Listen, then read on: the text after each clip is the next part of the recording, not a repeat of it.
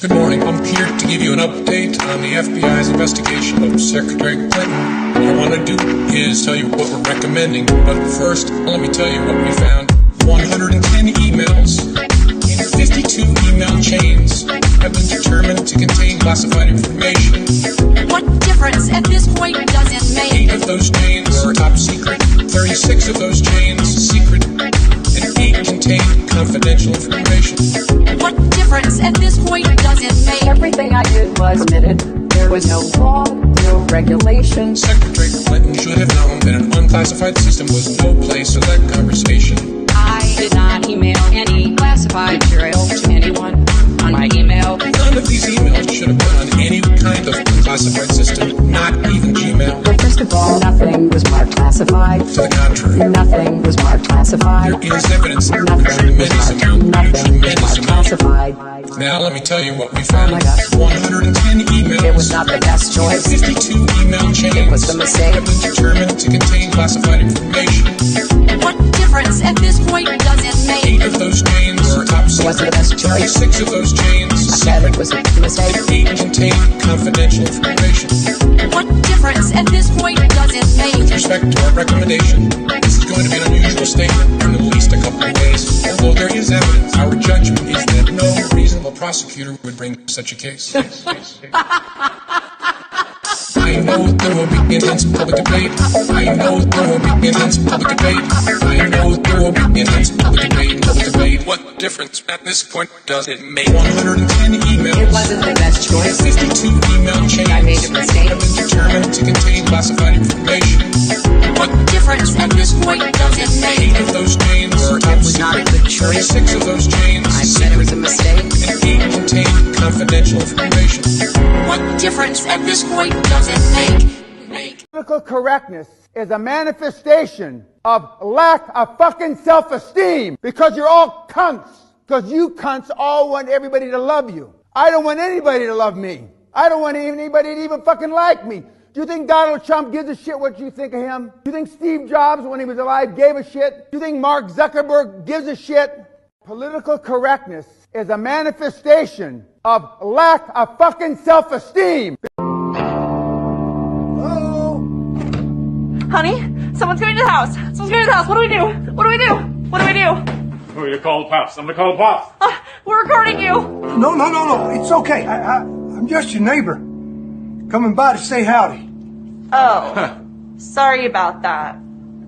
Yeah, we're not used to people stopping by to say howdy without assaulting us first, robbing us, or defecating on our lawn. Sometimes all three. The trifecta. We're from Los Angeles. Just moved to Texas. I figured. Oh, the California plates? Well, yeah, and the masks. Inside your own house. No one else around. 2022.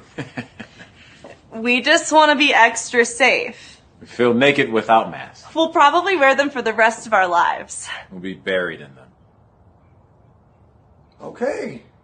Well, you seem like a lovely couple. Like I said, I just wanted to drop by and welcome you to the neighborhood. Why? Do you want something? Oh, no. I think he's being friendly. People around here are friendly, like we've seen in the movies, right? I thought that was just make-believe, like superheroes or families that go to church. No. That's a myth. This is real life. So, I live in that house over yonder. Name's Kevin. Hi, Kevin. I'm Tiffany. She, her. And I'm Steve. He, him. What are your pronouns? I don't believe in pronouns. I think they're reductive.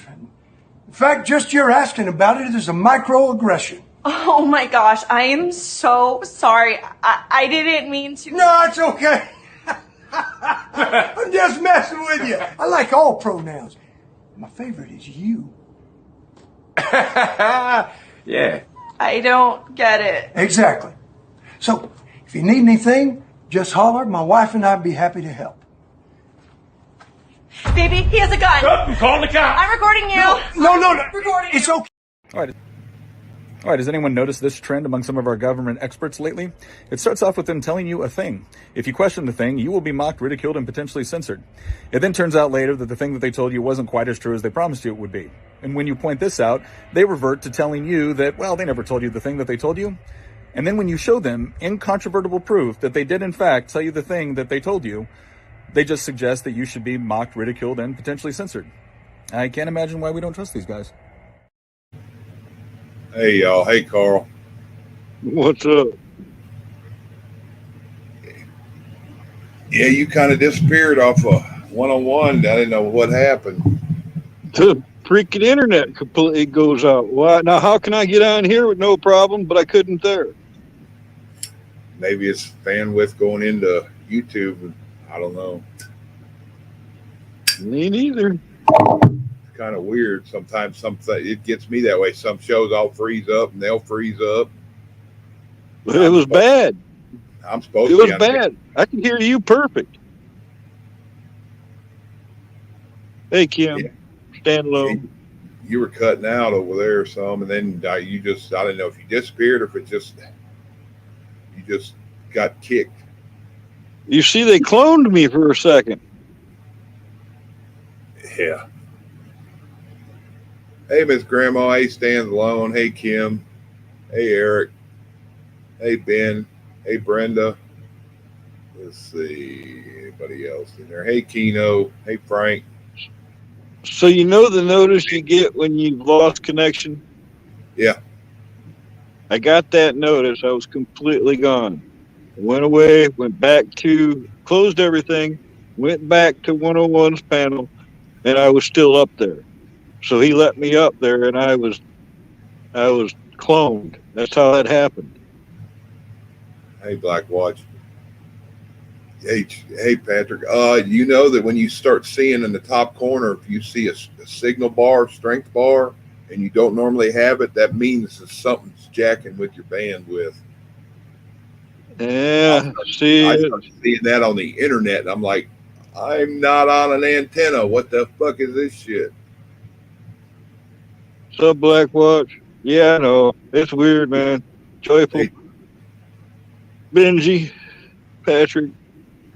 Oh, they're fast. I can't see how many people's here, but the chat looks full. They had 20.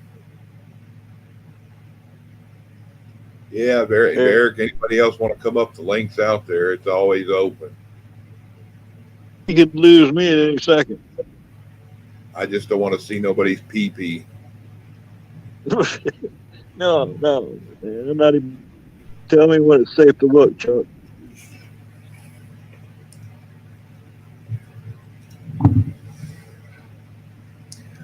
Hey, Keno. Yeah, Shifty said she might come over if she gets done. It said she may come up on panel.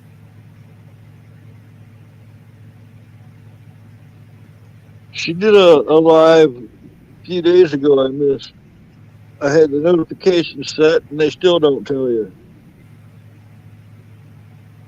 Yeah, I get everybody's notifications way late. Yep. It's like, oh, you're going to go on 4 hours ago.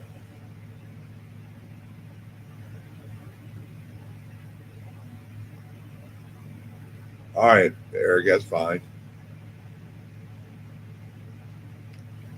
Sometimes I feel like I got my own little personal tech gremlin, you know?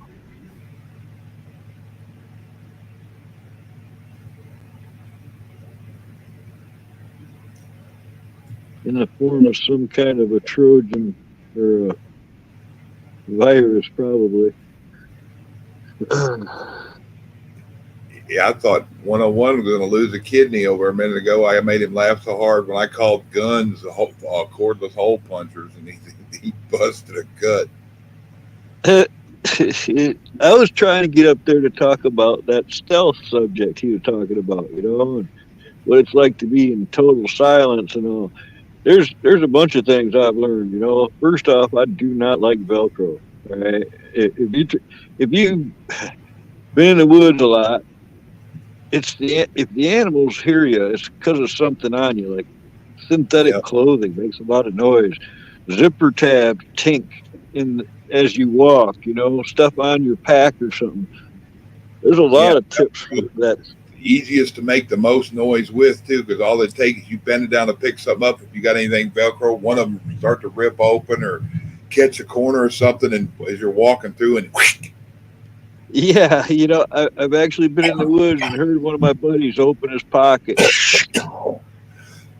I've been hunting before. A buddy of mine, he wore a backpack when he get up there. When he get up to the deer stand, the backpack part of it would disconnect from the other, and instead of him getting a more expensive one that had the little clips that clipped it together, this one had Velcro, and when he get up there, he'd unhook the top and then make a seat pad, and then the backpack would flop down and lay against the ladder part of the deer stand, and he could just reach down and grab food, whatever he wanted out of there. And every time he'd go to put that so much in, hell, I was a half mile away from him. It sounded like he was right next to me when I hear that. Whoosh. Yep. And it's not just the other things hear you, but when you have like a noisy hood on, you get one of them Gore-Tex coats or something with the hood. If you have that on, every time you move your head, it makes a noise that masks you hearing other noises. Yeah, it may not be on the outside, them hearing it, but you can hear it in there. It's kind of like having your head in a bullhorn. Yeah, it hampers what you can hear because of the noise you're making yourself. Clothing does that. If you're some people might not notice it until they are in a dead, silent situation. You might not even think about that, but it's real. You can fool the critters. You can fool most people. Yeah, especially that kind of hood there. Your own breath, you hear your own breathing, and it sounds like somebody's sitting behind you breathing. Well, somebody that's really accustomed to having good olfactory nerves, they can smell good. They can smell colognes and cigarette smoke and stuff a mile away. I'm not even exaggerating. A bunch of them said it like if you're going to have anything, that make sure it's something that might be attractive to animals. Like a bunch of my buddies chewing tobacco and stuff, they're fine with. They said no peppermint, no mint stuff, but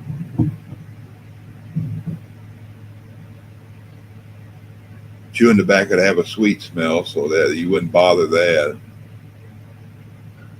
But it's like I always tell people that are having a hard time with that, go sit in front of a smoky fire for half an hour before you go out deer hunting.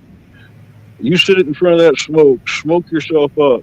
You'd think it'd be an alarm smell, but it's quite the contrary. They're so used to smelling smoke that it doesn't even alarm them, So, and it permeates your clothing.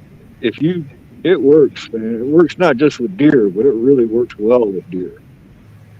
Yeah, except cigarette smoke, they'll smell that. Well, that's not even the same, it's a little bit different. But if you had that smoke smell on you, and then you were smoking,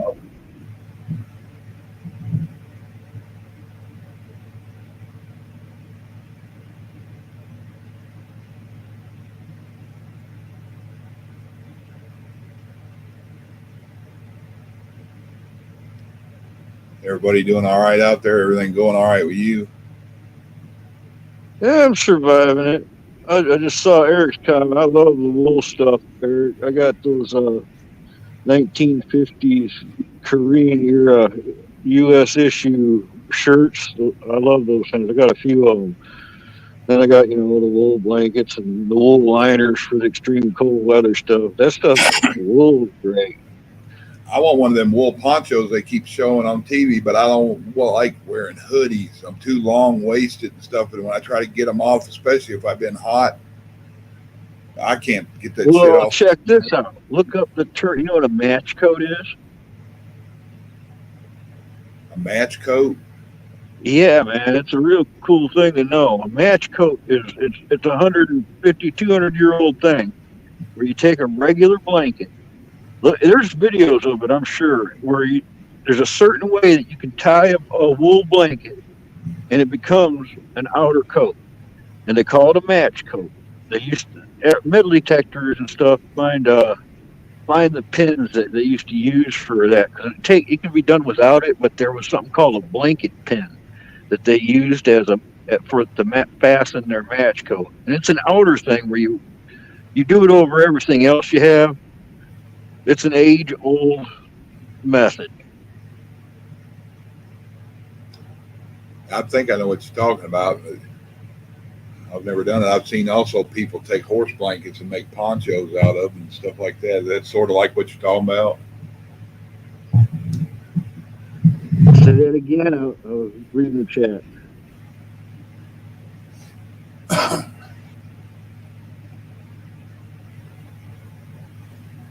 Well, I know you can look this up while you're talking to me, but just look up on YouTube for a match coat. It should be like a 5-minute video or something.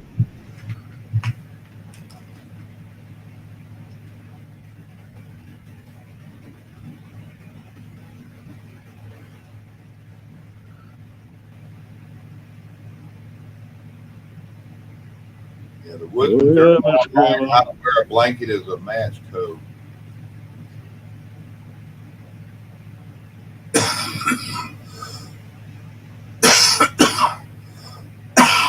Oh shit.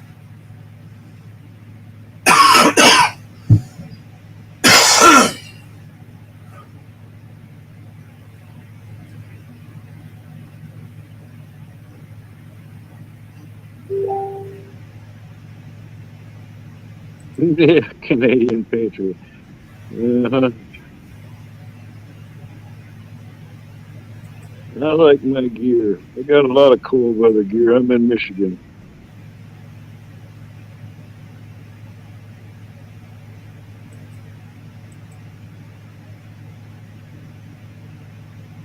Yeah, I'm looking at it. They tie the bottom part around and drape the other over the. The trick is just raising it above your head to get enough to make the hood. Once you have enough to make the hood, then you wrap the waist part and then pin the lapel at your chest, and then you're good to go. Some people can, do up the sleeves a little differently, but you get full arm range movement and stuff out of it. It's pretty handy to know. I mean, especially in a pinch,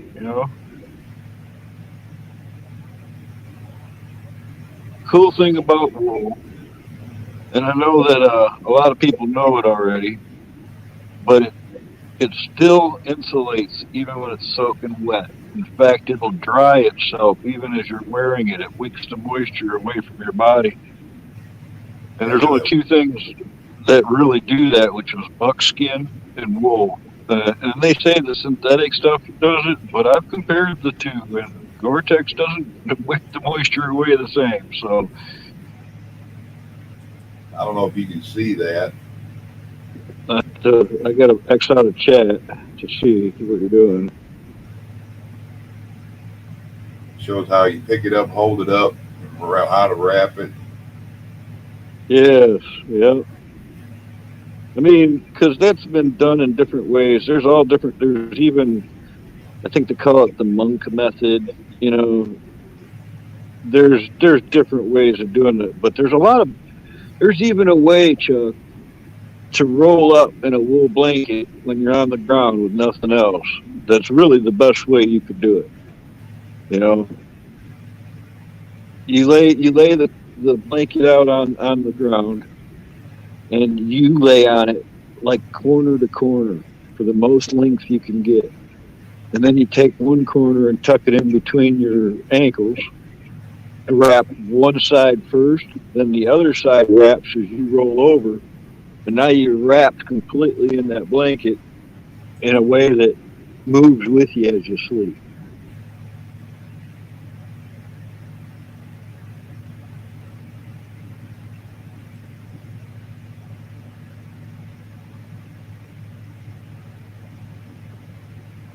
Look up the Metis Capote. Hey, slow country.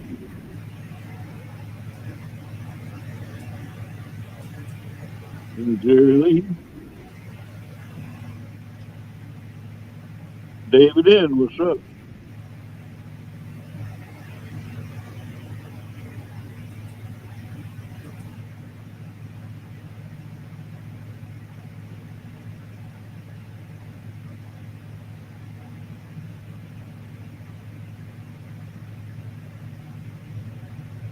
Yeah, she's talking about, look up the Metis Capote, and it says these one-of-a-kind, beautifully unique capotes are made from old, vintage, forgotten, high-quality wool blanket. They turn around and turn the blankets into coats. Yeah, I've done that a couple times for people too. People even make Jedi robes out of them.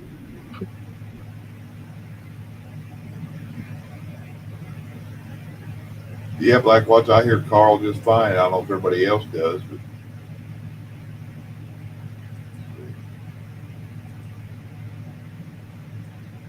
I'll turn him up a little bit. Maybe a while back you're really, really super loud, and I turned it down a hint. Maybe that'll help.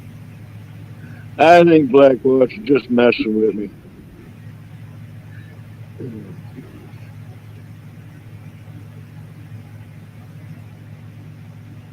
I mean, that would be the normal.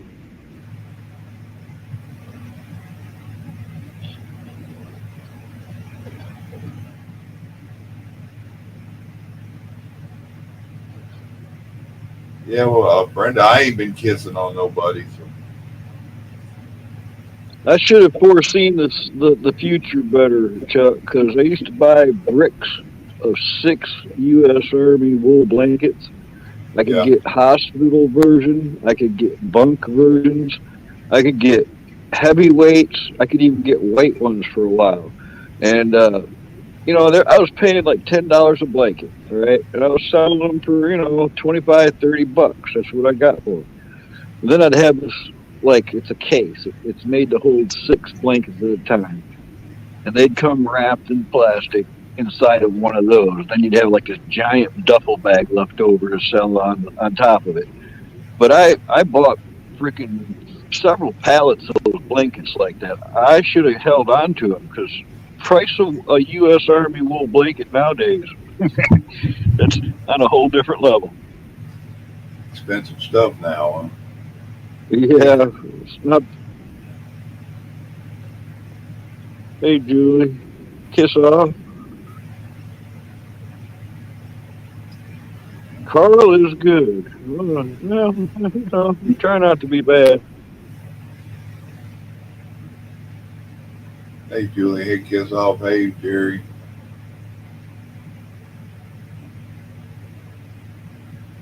Hey, Echo.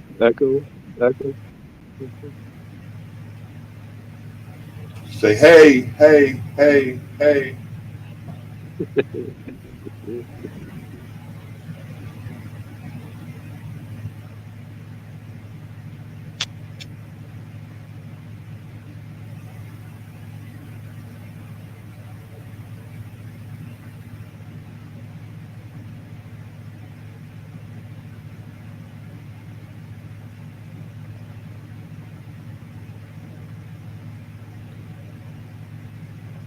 That's some old blankets, Grandma.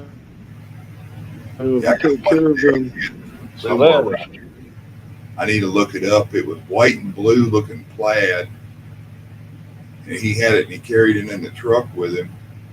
This is a fur he had back in the 60s and 70s, back when we was driving up north. And he's like, yeah, them truck heaters, the cab front, fine, but you get in that bunk. He said they didn't have registers running back there. If you wanted to keep the bunk shut up, where people couldn't peek in the window and see you, you freeze your ass off up north. So he had 2 of them wool blankets in there, and he put one down to lay on and then the other cover up with, and they were these blue and white plaid twin size wool blankets. I got one of them around here someplace. I don't know if I've seen the blue and white ones. And I always, you know, I've always tried to get the olive drab ones. That's the ones I got now. I got one that's like a thinner weight World War II, but it's not like the tan ones. It's all green. Then I got the medical one with the Caduceus on it and the U.S. stamp that's real thick. They made different weight stuff. They even made like a evacuation style blanket and sleeping bag for wounded and stuff. You ever seen one of those evacuation sleeping bags, Chuck? They're like a like a big, thick body bag or something, insulated down. They're like 30 pounds empty or something with handles all the way around them. So you could zip a guy up in a super warm sleeping bag and carry him out. Yeah, I think I've seen them before. But these, I want to say these blankets, he said he got them at a surplus store, but I think he called them ambulance blankets or infirmary blankets or something like that because of the color of them. Right. I mean, that's the thing, is even that stuff is government contract. You get weird stuff like that. I've once found like the M60 steel jacket liner was really warm all the time. But I found some that were white. And what they were for, they made them for guys working in the meat. But they made great liners. I could cut any coat for somebody, I remember Mom said she hated washing them because they wouldn't sink in the washer. You gotta get it totally wet to get it, yeah. Yeah, she had to play with it. I mean, she said she washed it dozens of times and dried it and hang it out, and it's still, you could lay on it and it'd make you itch like hell. It didn't bother Dad, but because he slept on it all the time there. But me or her just folding it up, you think you were folding up fiberglass as much as it'd make you itch. Well, I made a full white camouflage, so I had to have the Arctic style mittens. Or these things will go right up to your elbows. They're all white. I used white leather. I got buffalo fur backing for them that I usually used on them, but I didn't put the fur. But I made wool liners for them, and it was old wool blankets. I the giant mitten inserts out of those, and I've never seen gloves warmer. It's got like 3 layers of that thin wool. It made one of those a nylon liner for them. And your hands won't ever get cold. I've had them in and worse, and my hands will not get cold. Is that the ones that were like mittens and they had the trigger finger would fold back and you can actually poke your finger out of it? Version like that are actual, they're extreme cold weather mittens with the removable liners. That's all like that too. But the one you could probably wear those ones in,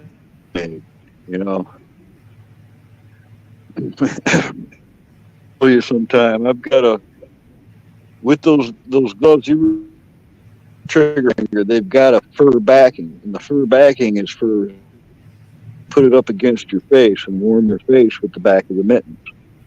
Yeah. And I've got photos of the buffalo back ones that I did too. Made white winter camouflage sets of those at one time. Yeah, if you keep your extremities warm, cold conditions, you'll stay warm. It's like those what they call Mickey Mouse boots, extreme cold weather. The white one, dry conditions, and then the black ones are what's for conditions. Whereas if it's not quite that cold, all the snow is. If it gets below a certain degree, everything is so dry.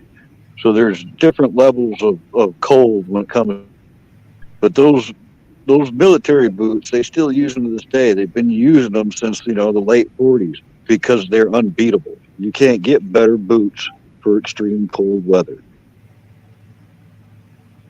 Yeah, we were talking about them moon boots the other day. I had a pair of them in the early 70s. Them suckers. I could be out there playing all day, fall in a creek or whatever, walk around submerging them in the water, not a drop of water would get in them. My feet would stay dry and warm, and the rest of me could be soaking drenched. The military, I got both. I can both do it. You can be in below zero weather in those boots, with ice cold water in the boot with your foot, and within it's going to warm the water to the temperature of your foot, and you'll still stay warm.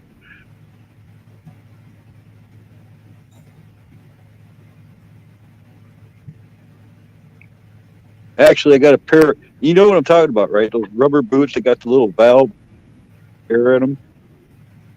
I think I know what you're talking about. You don't want to put air in them. That valve on the side is to equalize the pressure at anything in feet, meaning up in an airplane or up in the high mountains. You got things like containers, like those Pelican cases. They got little buttons to equalize the pressure. Somebody goes as the plane reaches a certain altitude, pushes all those buttons. Same, because they'll inflate and deflate due to altitude. But those boots, I was at a car wash up north one, and this guy pulls over. He sees my Army truck. This is 20. He's like, out of the blue, never saw this guy before in my life. I got something for you. You need to own these, man. And I'm like, wait. And he reaches in his trunk or somewhere and pulls out this pair of gloves. He goes, here you go, man. Try these out. And he gave them to me and pulled off. Well, these mittens he gave me are Navy deck mittens. Is what they're just like those Mickey Mouse boots, only they're mittens. So you can go ice fishing, put my hands right in the water. They can fill with water, whatever they want, Chuck. They're a trip. Yeah, they don't soak up nothing. No, they won't soak nothing up. Sealed, you know.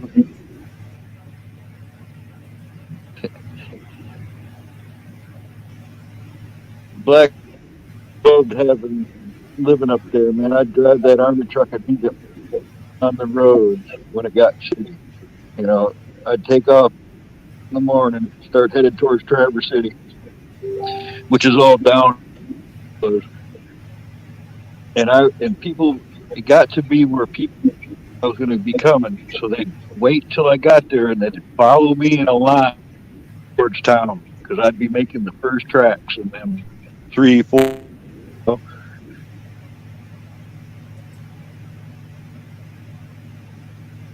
Good time. Yeah, you're starting to ping out again sometimes.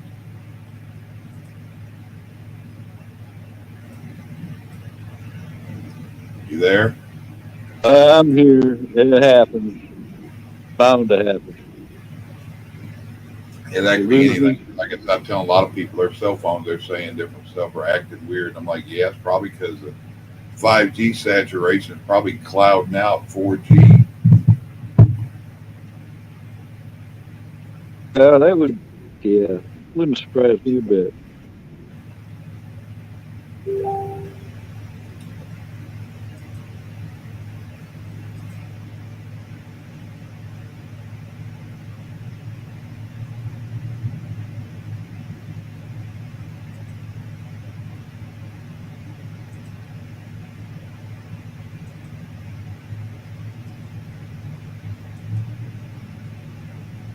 Yeah, they got cowboy up.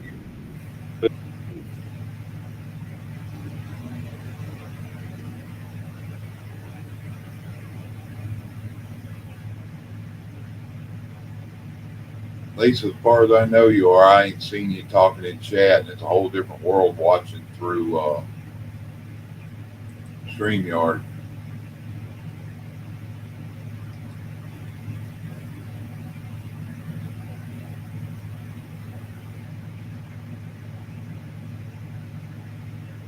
Hell, it was 75 earlier when we went out here.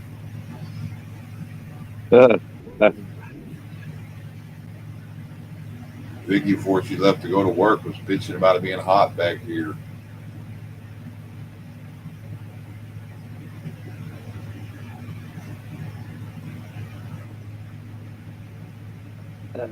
Good.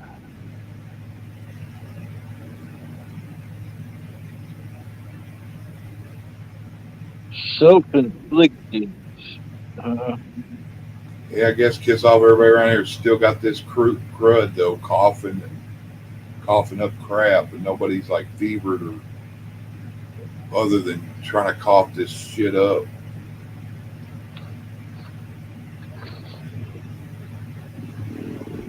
I've heard of a lot of people recently sick, Chuck. That stuff is really going around. Yeah, Bonnie's sick with it.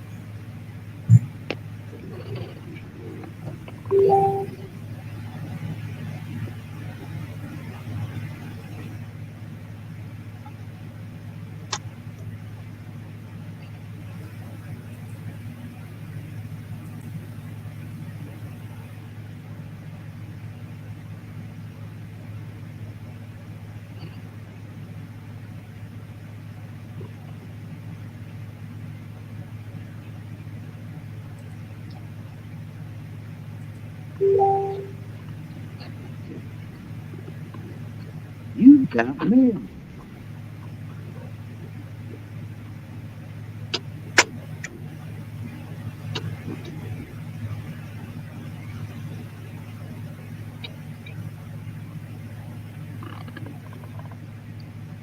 NC Dev, how are you?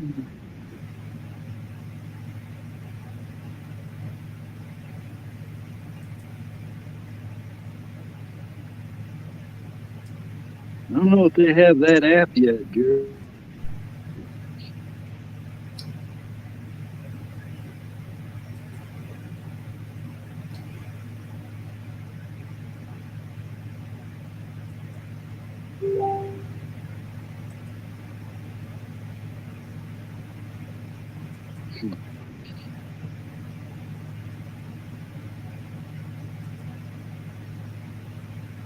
Let me get on to do a live and then everybody messages.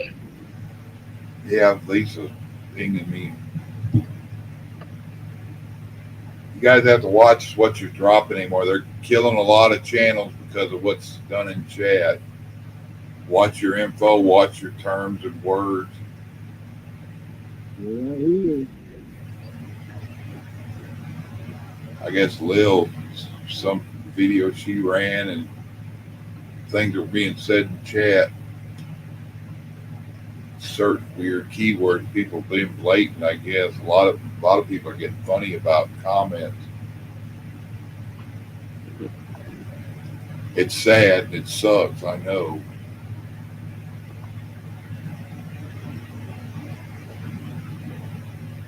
I always try to miss, or whatever. Try to keep the from cluing in. Yeah, Grandma, we've had it around here since like Vicky started feeling bad a couple days before Thanksgiving.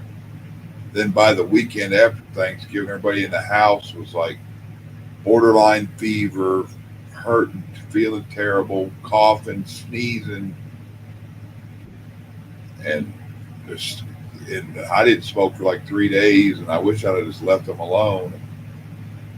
I was feeling great, and I got all the stuff coughed up and all that, and then all of a sudden they're like, yeah, let's start smoking again. You feel better.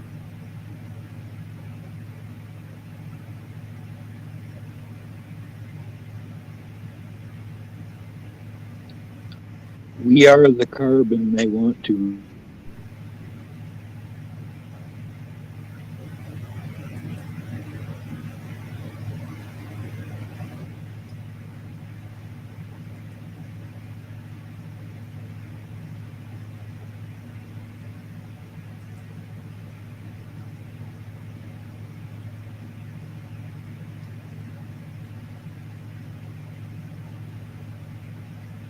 Yeah, I seen that Robert did a video, or Robert wanted to say something. I haven't watched it yet. I don't know what he said. Is he hanging it up, or is he starting a new channel, or? Somebody said he's all kind of upset. So.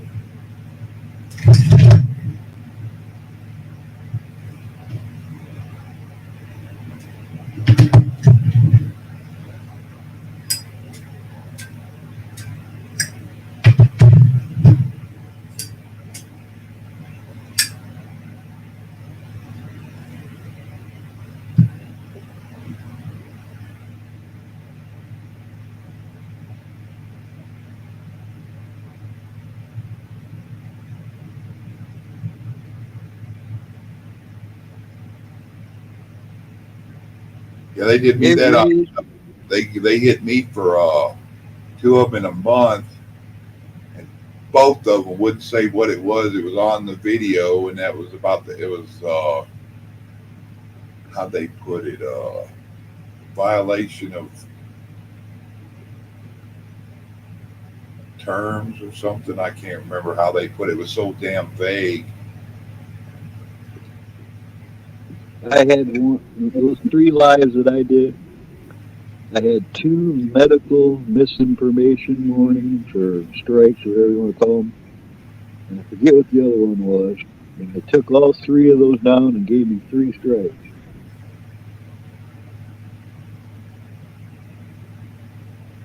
I don't even know what it was about. Like you're saying, they don't specify what was said that was the offense. Said it on there, the thing, if I want to know what it was, it referred to the video. You think if they're going to give you a strike for something, it'd be from this segment to this segment. Nope. A 3-hour, 4-hour video. It's like, there's the problem. I'm like, where was it? Beginning, end, middle? Was it a word? Was it a...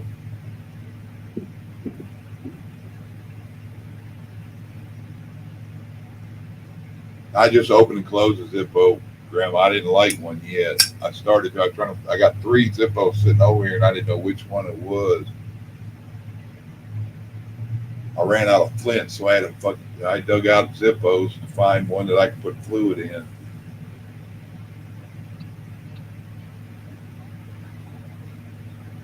I got a brown patch of skin right where your front blue jean pocket would be.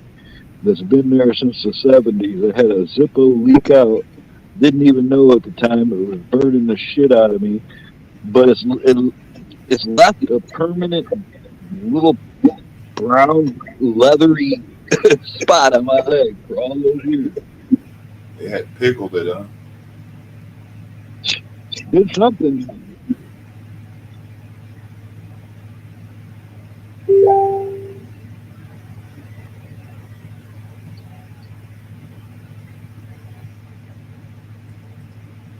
Hey, Pappy.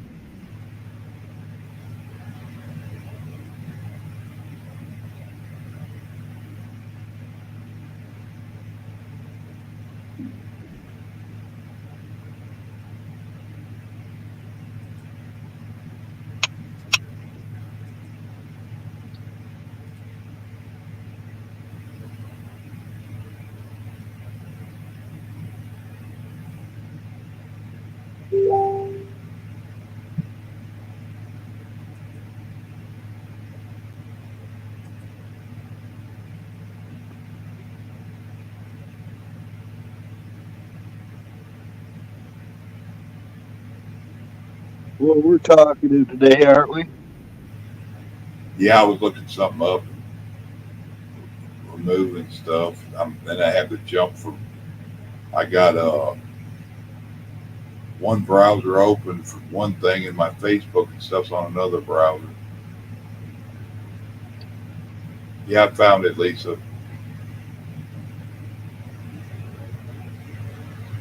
I'm having to jump over to Google, and I'm using what is this one? Brave browser I use for this other. We need a talkative guest up here. I'm surprised ain't nobody wanted to come up. Nobody comes up no more. Hey, Pappy.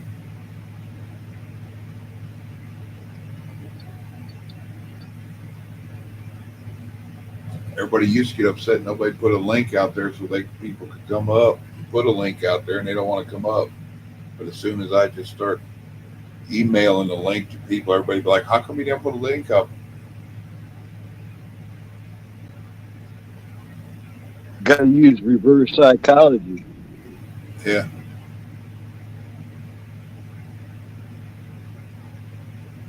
Be an open book and nobody watched, nobody pays attention.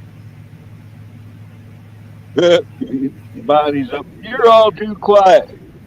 Music. 3, 2, 1. Come up here and hit that link, Bonnie. And get up here. She feels like crap, but you never know. That comes and goes. It came and went for me. So she might be fooling herself and thinking she feels better for a minute.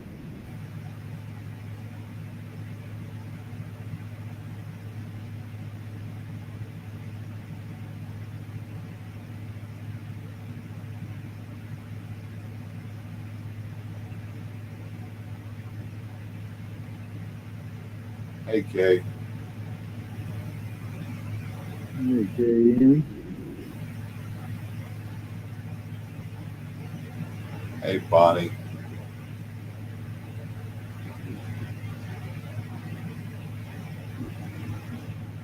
What's up, Holy Frog? moly. Hey, Frog, what are you up to?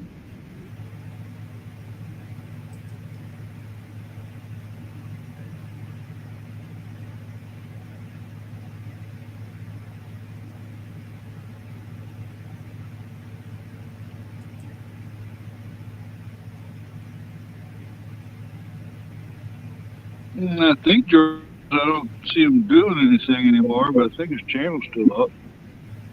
Who? George. Yeah, I'm not sure. I hadn't heard an album in a while.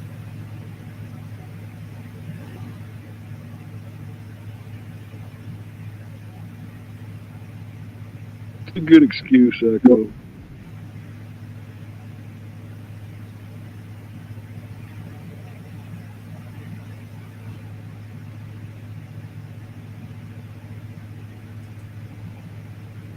Yeah, I don't have a whole lot to, I don't know. Plus, you got to be talk about these days.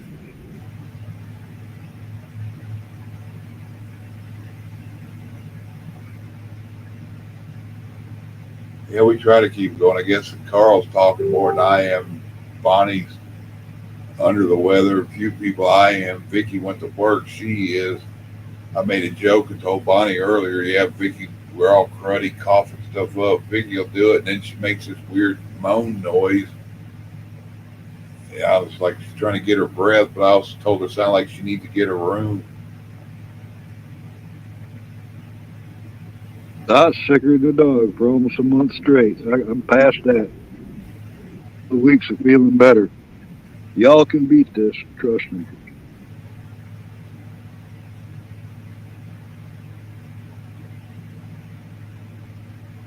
I myself use local honey as a tea, twice a day on a sometimes more. I'm still using it.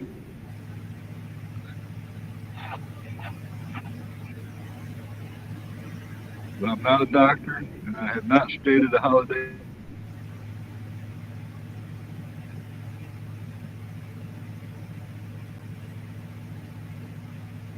That's good.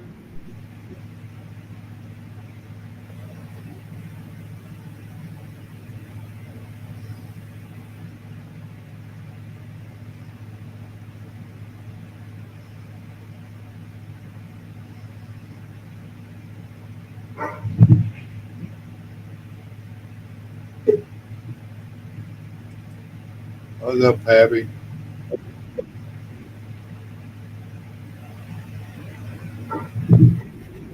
You there? Yeah, you hear me okay? Yeah. Hey, Pappy. How you doing, Camo? Chuck? Good to see you. I'm surviving. How about you? Of course I'm surviving. Yeah, we're walking on the right side of the earth here, still making footprints. Yeah, I'm not feeding grass, so I guess it's all good. Yeah. Yeah. You still smoking your rollies there, Chuck? Yeah. I went to order some a minute ago. I gotta wait till it in the morning. Yeah, I'll probably be ordering some next week after my next check comes in.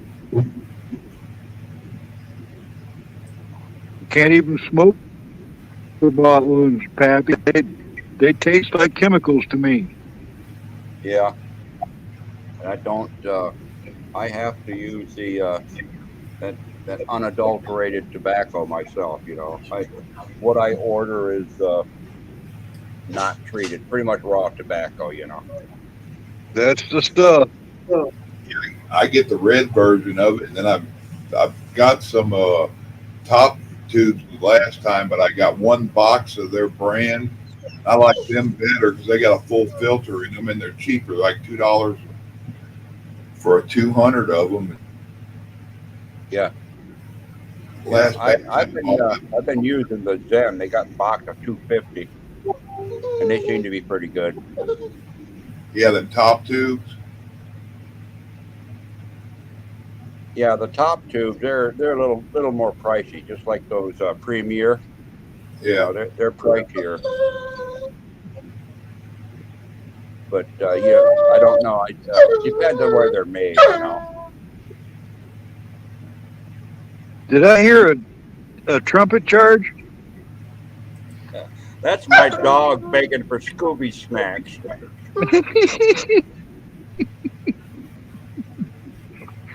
I could have sworn he did charge.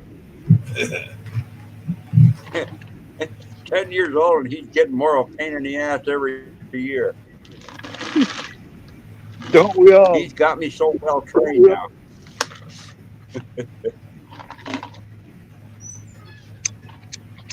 You know, they say that you can't teach an old dog new tricks, but an old dog can sure teach an old man new tricks.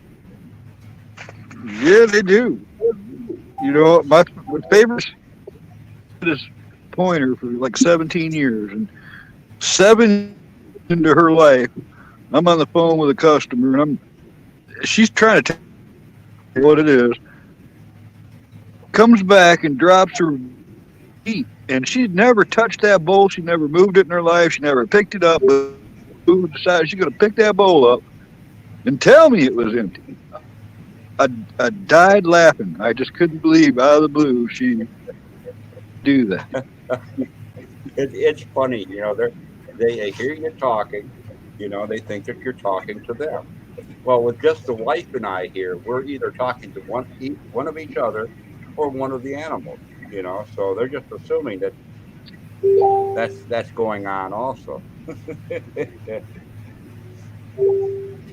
It never fails. You get on the phone or whatever, that's when they want to act up. Yeah, you're talking to somebody, and it better.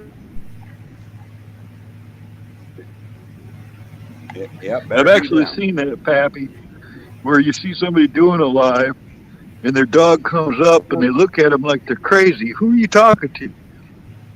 Yeah. After a while, they get smart enough to know where the camera is, and they'll start sticking their nose in it. Well, Bo used to get up in my lap and kiss me while I was talking. He doesn't do that anymore. I changed his name to Sir Licks-a-Lot. My girl was named Shaman, and she was smart as a whip, Pappy. She knew hundreds of words. You couldn't even spell in front of her. There was no fooling. She never had a leash in her life on. Never, didn't even need a collar. She only wanted to be right there at my side. Smart as a whip. Irreplaceable. Yeah. I sometimes think dogs are put down here to keep us in line rather than the other way around. You know, and that's one thing. That's my biggest complaint. Longer than we do. They deserve it more.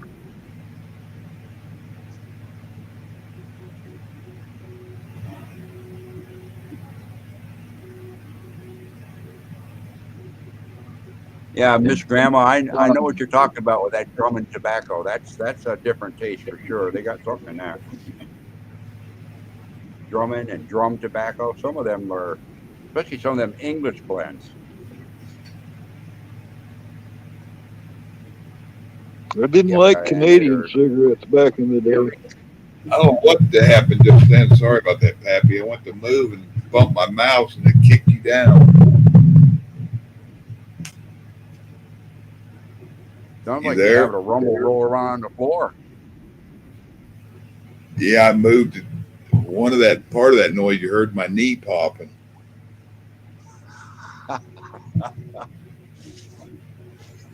My boys, every time I get up, I've been sitting in a chair very long. When I go to get up, both of them grind and pop, and they're like, oof. Oh yeah, yeah. And I'm like, yeah, it feels worse than it sounds, and they just look at me. Do you take supplements for that, glucosamine, chondroitin, stuff like that? Sometimes that glucosamine and stuff, I found something that helps. I use that BioFreeze on my knees a lot. Yeah. Well, that's more of an anesthetic, anti-inflammatory, and it helps to bring a little blood flow to the area. That isn't doing much to repair the cartilage in there. I notice when I'm using magnesium, it seems like it eases up too, and they don't pop and bother me as much. It's probably because it promotes circulation, but they say we run around magnesium poor anyway. So. Yeah, magnesium is good to take as a supplement as long as you're getting enough in your diet, you know. I've got a magnesium thirster. I think, what is it, Brussels sprouts and stuff like that have a lot of it in it. I could just see Camel running around now with a magnesium fire starter in his mouth like a lollipop so he gets his magnesium. Yeah, magnesium too quick.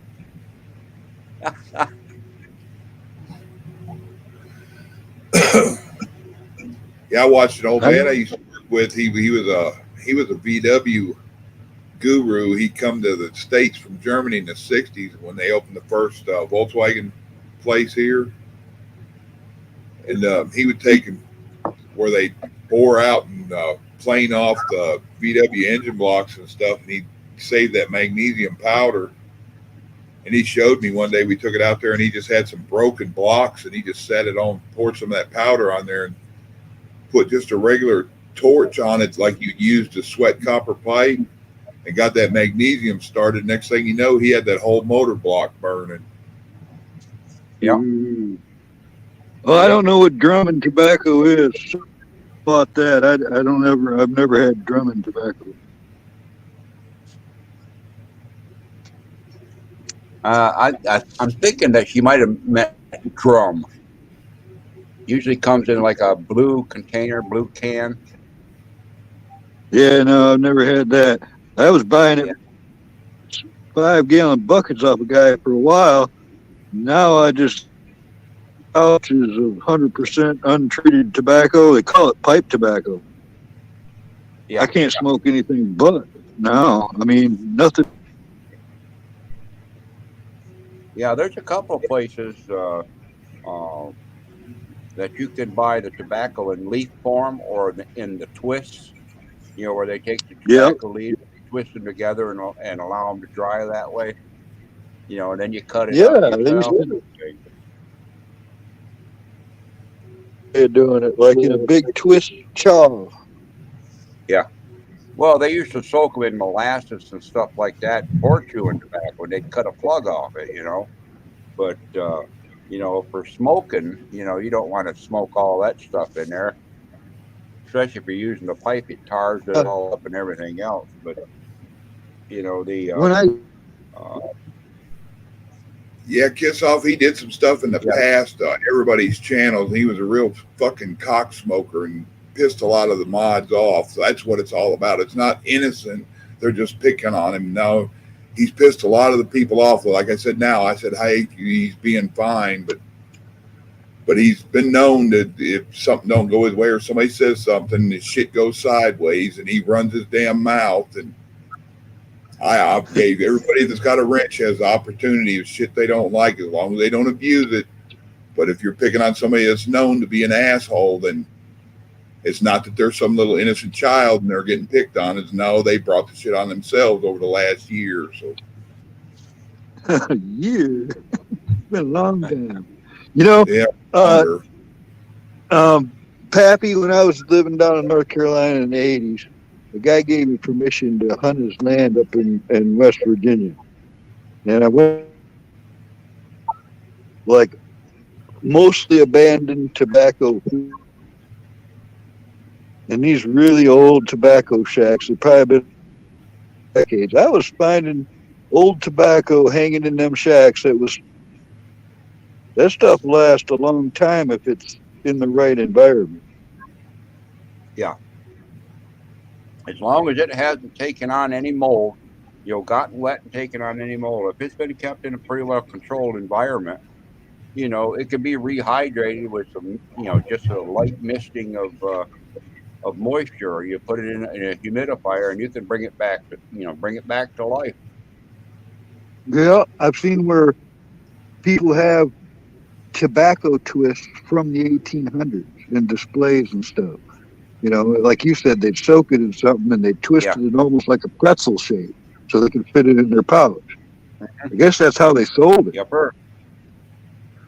Yeah. That pisses you off. If that pisses you off, Kiss Off, then you really ought to be mad for me being kicked off a channel, blocked, banned, and I never did nothing. Now, I could see if I went in there and disrupted people and cussed them out and said all this stuff, but nothing ever happened. But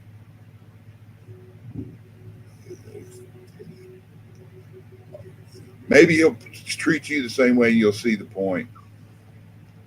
Like I said, he didn't bother me now, but that doesn't solve what he's done to these people in the past. Nothing's Frog knows that if he comes into a chat like this, that he's probably going to get hit. I've seen him get removed by mods for years just for showing up for the same reason. He knows that's coming. As part of their game, they get people on their side, whatever. But and it's like Anna said, Echo said, is that he's never been a dick to me, right? We've had conversation, but just like Chuck said, somebody else says something that irritates him, then there's a fight, then there's, it's the same old game over and over and over and over. Some people like that kind of attention. Like I said, he's not bothering me. Some of them are banned, what have you. I'm not upset about it. I'm just telling everybody shouldn't get upset about it. He's not innocent. He's probably just like me when I run out of weed. I get snappy. I know what most people different people eat different meals for energy. Yeah. Most people's problem with me is I'm blunt and blatantly honest. I'll tell you how stupid you are, and I don't care who's around. And I just might agree with you. I've been stupid.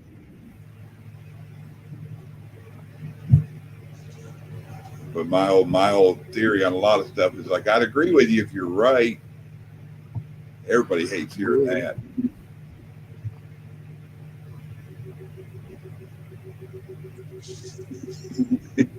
Old ways interested me. I looked into that quite a bit in the past.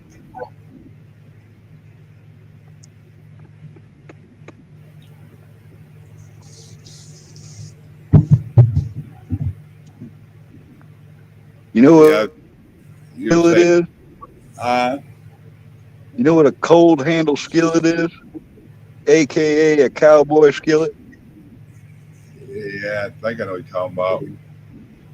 They've been around for 150 years. And, the more I learn about it, the more I want one. I've actually had them in the past and didn't recognize the value. But now I'm in a situation where I'd be using the shit out of that. I got to get me what's called a cowboy skillet, or otherwise known as a cold handle skillet. It's just a tempered steel skillet that is non-stick because it's treated. You never wash it, kind of like a cast iron.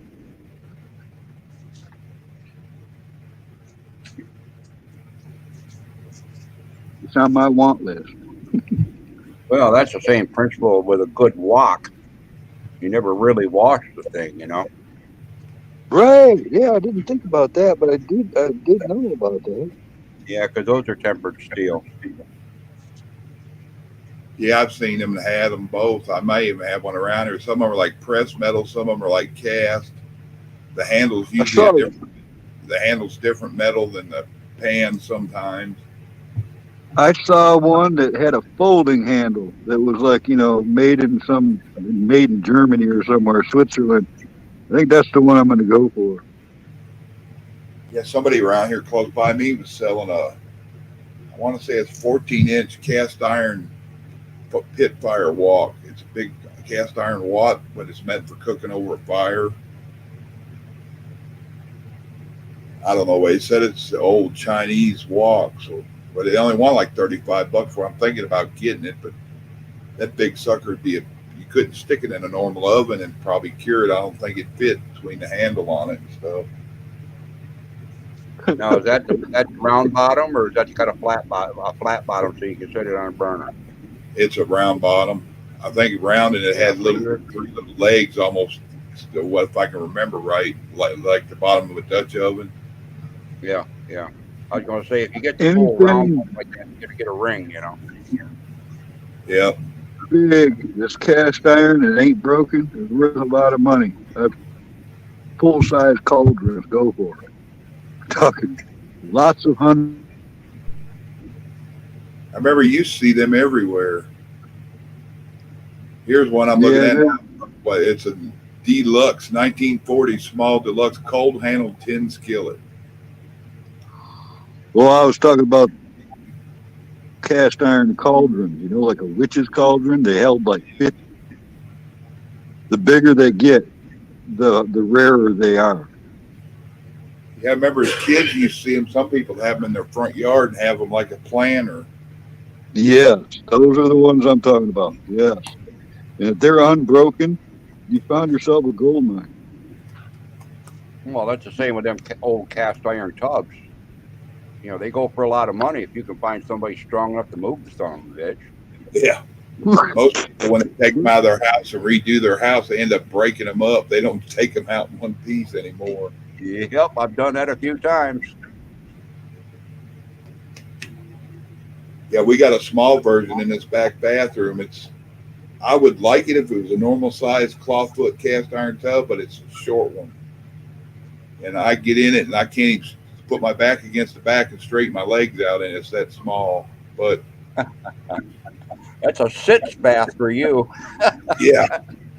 It's like, let me get in it and pour a cup of water. Okay, it's full.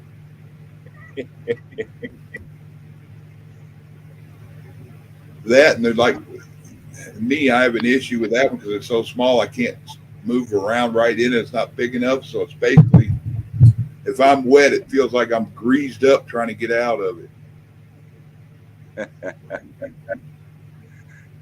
Well, when I moved into this house here, I bought this house in 1999, and it was built in 1933. And downstairs, there was one of them double slop sinks down there that was made out of 1.25 inch soapstone. Huh. And it had 2 of those deep wells in it. And, I've had to carry those. Well, that thing had the drain pipes out of that were lead. Well, they had built a wooden frame for it. Over the years, the wooden frame had dry rotted, so that sink fell off the damn wall and crushed all them pipes down there. And before that, that's where we used to drain the washing machine right into those deep sinks there. It worked real good. So I had to get rid of that thing. Well, that thing is too heavy for me to get out of there. I had a roof job getting done one time. And so I talked to the guy at the roof, and I showed it to him. I said, "Would you be interested in that?" He said, "That's worth a lot of money." I said, "I'll tell you what. You take $300 off my roofing bill, and you can have that damn thing." He said, "Okay." He got his 4 guys that he had working for him. It took 4 guys to get that thing up and gone out of my basement, and I was glad to see it go. Probably almost been enough for you to say, just get it out of there, huh?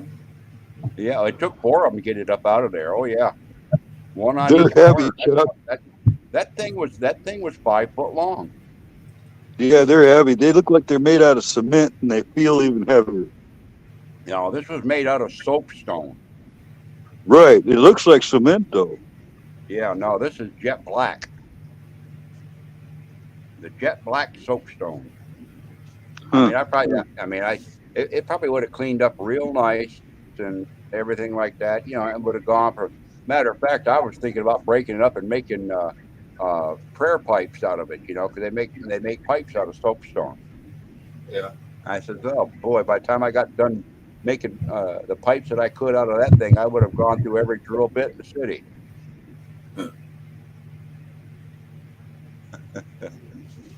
Yeah, this house That had would have some. been cool, though. Yeah. Yeah, this house even had some stained glass windows in it when I got in here. I knew a non-veteran. His name was Kurt, and he passed away in '79 from Agent Orange. But he got out in like 1969 or 70, and he lived in a farmhouse up north here in Michigan. And he would take those old wine bottles, Mateus wine bottles. Oh yeah, I remember those. I used to my one of my roommates over in Vietnam was from New Bedford up there. He's Portuguese fellow, and they were sending him toast wine all the time. Mateus wine. He would take those Mateus wine bottles, and if like you met him, Pappy, like you moved in 10 miles down the road, and he happened to meet you or whatever. He did this for everybody. He would take one of those wine bottles and sit there with a nail, and he would tap it with his hand and a nail in the same spot hundreds of times and drill a hole right through the glass of that bottle. All right. And he said they sometimes broke, sometimes, it didn't work out. But then he had this bamboo shoots. It was the roots to bamboo. He had it shipped from, Asia somewhere. And he would finish off the shoots and sand them down and lacquer them and stuff. He'd make Mateus bottles out of Mateus bottles and bamboo shoots and root systems. It was pretty fancy. Huh. Yeah. Well, one man's trash is another man's artistic endeavor. Yep. I don't know how many things I found in the trash that I repurposed to another use. I'm going to get a glass of tea. I'll be right back, guys. Alrighty. Well, hell, Cam, we'll stop and think about it. How many great knives were made out of leaf springs? Good point. Or old files? Get it? Good point. Well, when I was in Vietnam, I found some pretty doggone good sandals that were made out of old GI tires too. Hey, I've seen those in museums and stuff. Do you know what a Randall knife is? Oh yeah. Yeah, the Randall, the pattern one fighting knife, Randall fighting knife. He first made that for some special operators. There it is. Boy, see, you know things, Pappy. I've asked so many. They don't know what that is. Well, He made the very first. I used to be a knife maker too. Those are invaluable now. Yeah, Randall, he kind of started the whole custom knife thing. I mean, his knives got so popular that he built a pretty quick name for himself. And they were hard to break too. And Right.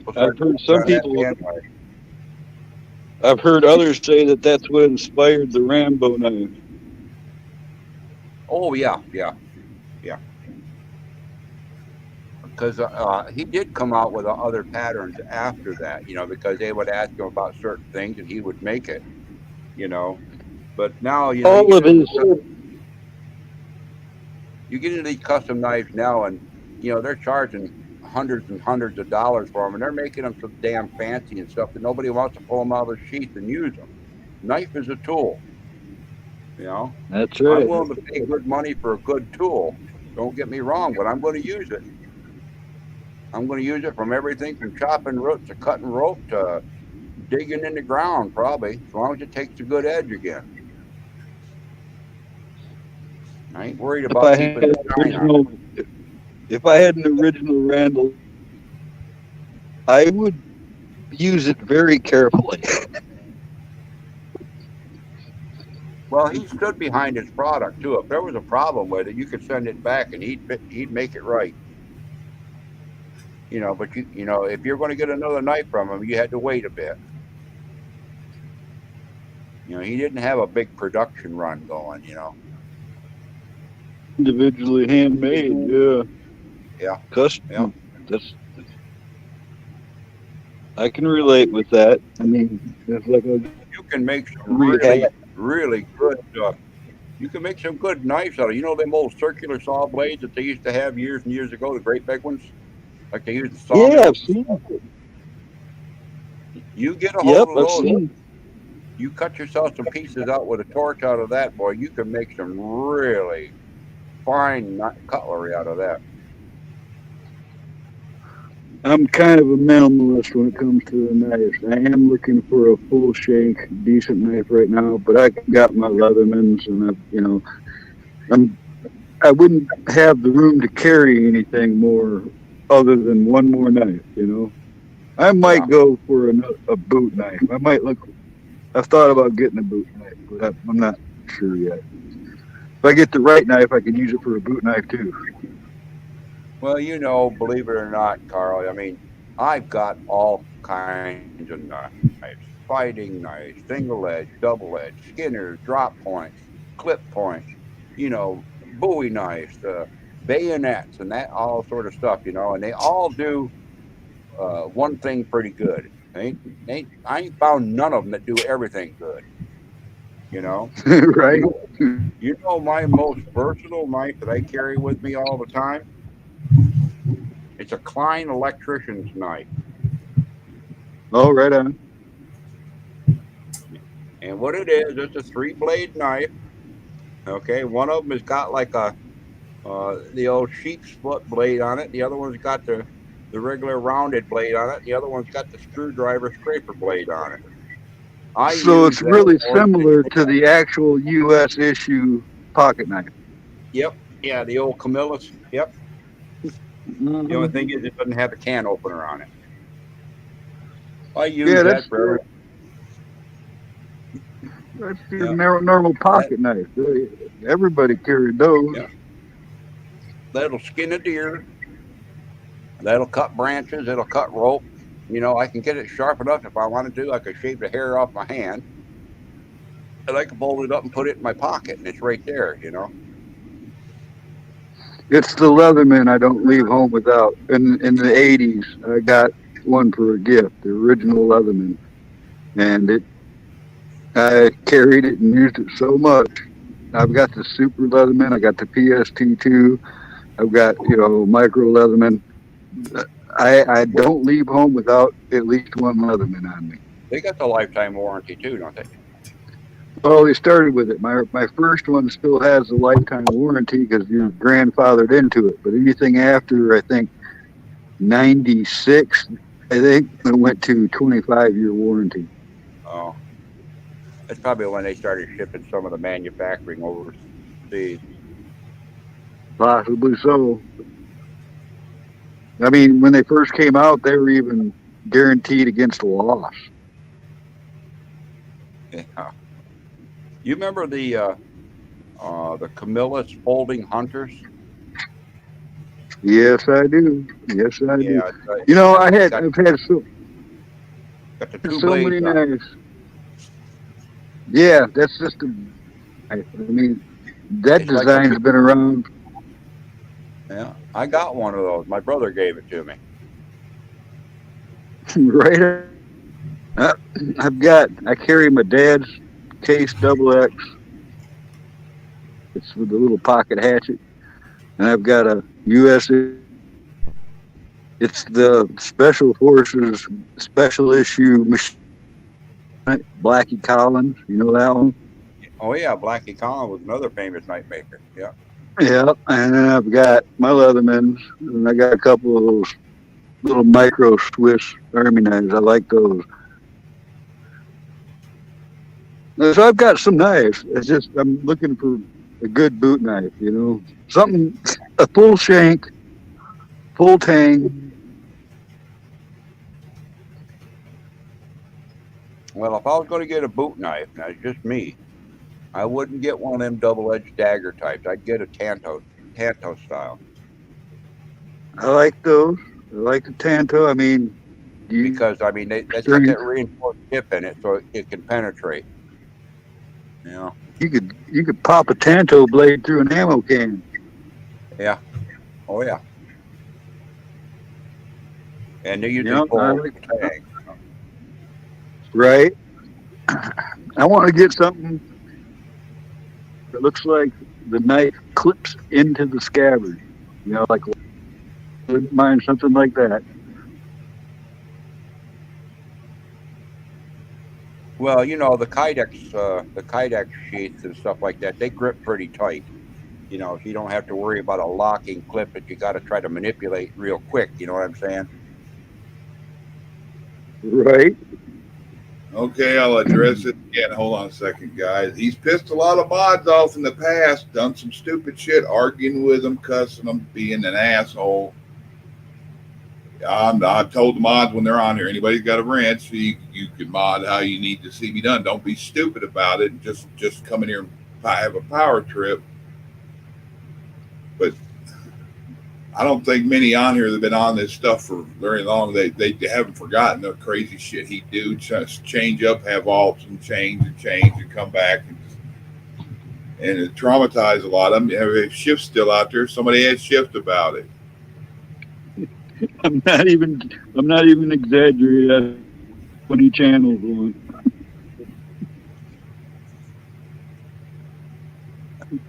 He's never really bothered me, but he's done stupid shit on my channels and talk shit to other people, and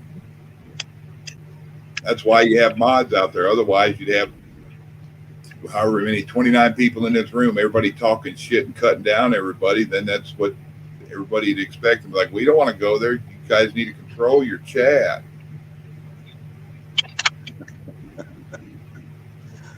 You're just feeding him the energy he's enjoying. In fact, he's it right up there. Yeah, it was like it's waste of time me to keep having to damn explain it. Then somebody else come in here and ask about it. Yeah. Yep. Get everybody talking about everything that ain't being talked about someplace else. Bonnie, I feel you. You better be feeding that fever then. Don't worry, you got room for it there, skinny gal. I've been deep smurfed, kicked from places, banned, speech blocked, and all that. And to these people, all I did is help them raise their channel up with mine. And I don't see everybody raising 5 kinds of hell about it, but I'll put it like this. I don't want to sound like an asshole, but the mods have an issue with somebody's been an issue before. You don't like the way the mods are doing, you take it up with them. There's no sense of fucking arguing it. Ain't nobody down here is like, I'm going to pick on this guy. No, it ain't like that.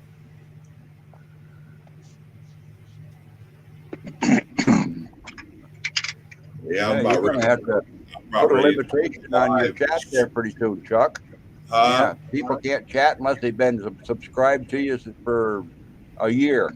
Yeah, somebody had it set 15 years. I heard somebody a while back, and it was like, yeah, that's stupid. Chat by that's a long time.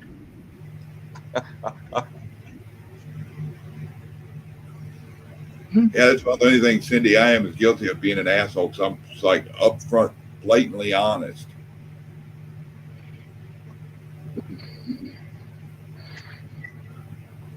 No one ever said honesty didn't stink.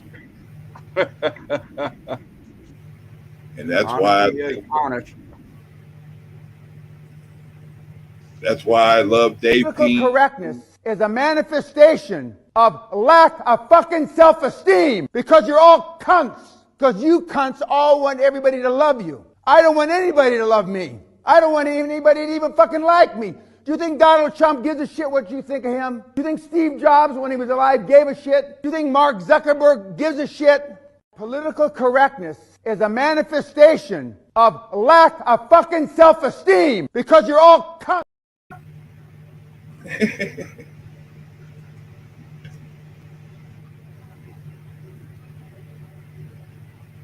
Damn, everybody's quiet over that. Well, I'm just contemplating the meaning of the universe right now. Yeah, I thought maybe you saw the weather report for cold and snow coming in or something there, Carl. I need some snow. Well, I think you're going to be getting it here. The 12th, the 14th, maybe.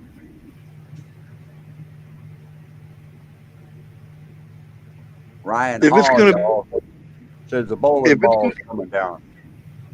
If it's going to be cold, Pap, have the snow with it, is the way I've always seen it. And I like it. I mean, I like snowshoeing because we haven't had enough snow. I'm ready for some deeper stuff. Shovels the whole driveway by hand into one pile. I mean, I don't mind. Yeah, you should have visited up where my brother lived then. But that snowstorm when they got the lake effect snow there that hit Buffalo area. Well, he's north of that. He's up by Canada up there, Watertown area. That's called Matthew what it was Bridge. like. He got 76 inches in that storm. Up in where I lived for 25 years, at the very southwest corner of Grand Traverse County in northern Michigan, it was like the highest altitude of lower Michigan. And it's like where Crystal Mountain Ski Resort, all that stuff is around there. But we would constantly have 4 to 6 foot of snow, while downtown Traverse City might have a foot. I know what you mean by the lake effect. Because of the high altitude coming right off of Lake Michigan, we had, and you know, it's constant. I've got lots of pictures too. We constant deep snow. The rest of the state would hardly have anything. Yeah. Yeah, I grew up in a lake effect snow belt. I can remember some horrendous storms. I don't mind the fact that we don't get much snow now because I found that I don't have to shovel rain hardly as much as I do snow. Yeah, well, you know, I can remember times where you couldn't see where the road was because the fields are so expansive on both sides of the road. The only thing that clues you into where the road is the sign sticking out a couple feet out of the bank, you know? Or the old telephone poles. I used to be up there on Lake Erie, and then we were in that lake effect snow belt that went down through close to the valley and all that, almost straight down. I remember that shit. The fucking snow would drift up. Some of it'd be over houses and stuff. Yeah, I could cut out the drift, and you could park the car in there.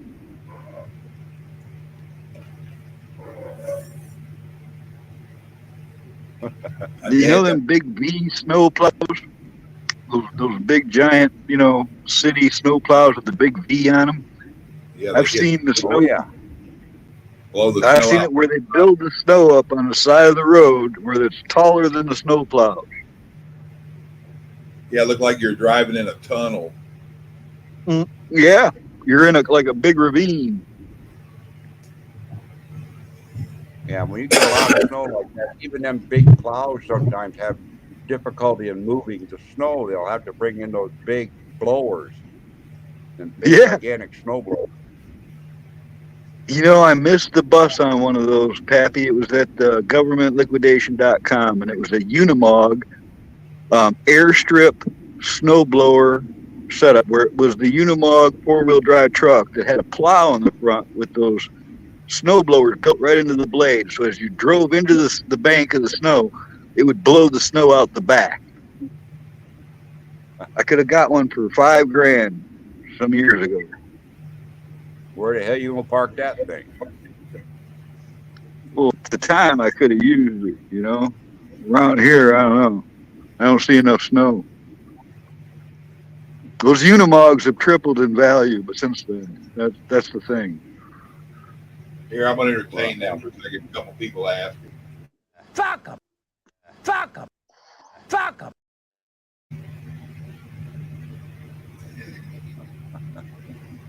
A couple people asking for that.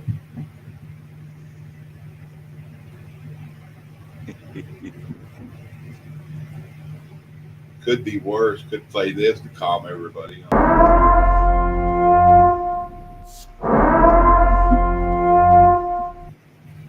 Nice, soothing.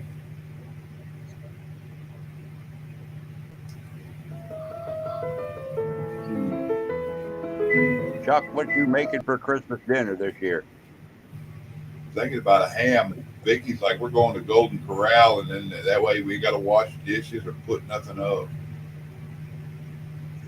Well, that sounds good too. I'm going to be making a ham this year. Yeah, it sounds really good. A really super glazed spiral ham. I bought a little tiny one because it's just me. I bought a little tiny thing, but I saw a $70 ham in the store yesterday. It didn't look like $70 either, did it? No, it didn't look like a $70 ham to me at all. I've been wanting corned beef. I can't see paying $30 for them little bitty dinky things anymore. I might have to buy a brisket when it's on sale and make my own. Yeah.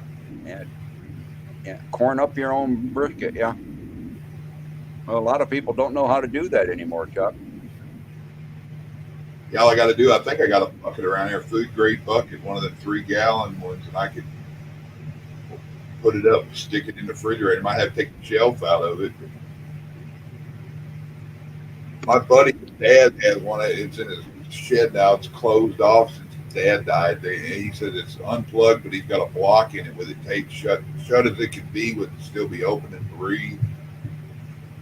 He told me a while back if I wanted it, come get it. But hell, I'd need a tribe of teenagers to get it out of there. It's one of them old round top, the ones that had the little tiny freezer in the top. Oh yeah, yeah. He said that sucker, you turn it all the way up, everything in it will freeze. Yeah. I'll do you one better. What is that? Frosting.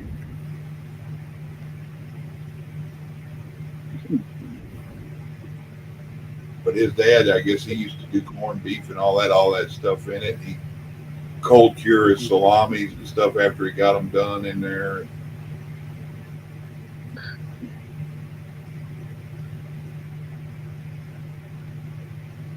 It's not a bad idea to have another refrigerator just for that, for your bigger stuff, Yeah. I smell an infiltration in the chat. I've seen it before, where somebody will infiltrate, and then at the end of the stream, it'll be like, I was this person all along.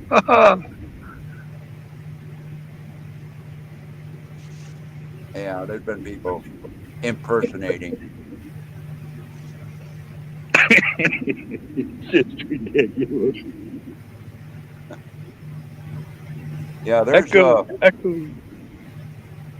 I looked at a couple places online that are selling meats and stuff, and there's people out there that are carrying just specialty breeds, and in the hogs and hams and stuff like that, they got some specialty breeds out there where they don't have a whole large population, and boy, you want to talk about some pricey pork. So when you said $70 ham, I'm saying to myself, well, that ain't too bad if it was such and such a breed. If it's a Berkshire or, it's one of those, if it's a Tamworth or one of those, they get pretty pricey. Hey, RH. Hey, 111. Hey, RH. Yeah, it wasn't very big, Pappy. It was being advertised as one of them fancy hams, but it wasn't that large. Yeah. They aren't that large. You probably remember it, Pappy, you probably remember it better than some of us, the corned beef and stuff like that, because briskets and all that were less palatable and less desired parts of the animals, so they were always cheap. Not anymore, they become a specialty meat. Yeah. Well, a lot of those, things that used to be what other people would consider to be awful, have been turned into specialty things now, I mean, it's like beef stomach, Tripe. They call it tripe, and now, it's the big, that's a big deal now, Yeah, and then what you call it, flank steaks. Flank steaks was always cheap. Not anymore. Flank's the same price as ribeye. Yep. Tripe is chewy. Yeah, a lot of those lessons. I used to call some of that stuff beef chewing gum. Yeah, that's adequate. That's a good name for it. One of the things about staying warm in the winter too, though, I'm sure you know, Pappy, is eating meat. You know, nut and proteins, man. The more of that you get, the warmer you will be. Yeah. Yep. Yeah, and meat would not. Don't cut all the fat off it either. Night, Eric. That's right. That's right. You gotta cook it in with that, you know. Now I was never one that wanted to eat any tallow on anything, but you know, I like a good chunk that's got nice fat on it, you know. Get it while it's hot, you know. I know not everybody's like this, but I start to crave meat if I don't get it. I seriously start to need some meat in my life if I go too long without it. Well, there's certain protein that comes from meat that is difficult to get from from vegetables. You can, you know, but the volume and diversity that you need to replace the same volume of protein that comes from animal protein, it's a marked difference, you know. It's hard to concentrate vegetable protein to the same density that animal protein is.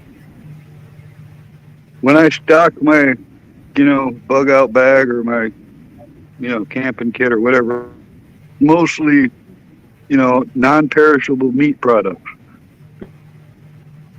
And plus, if you want to, you're going to add, you want fresh stuff to cut.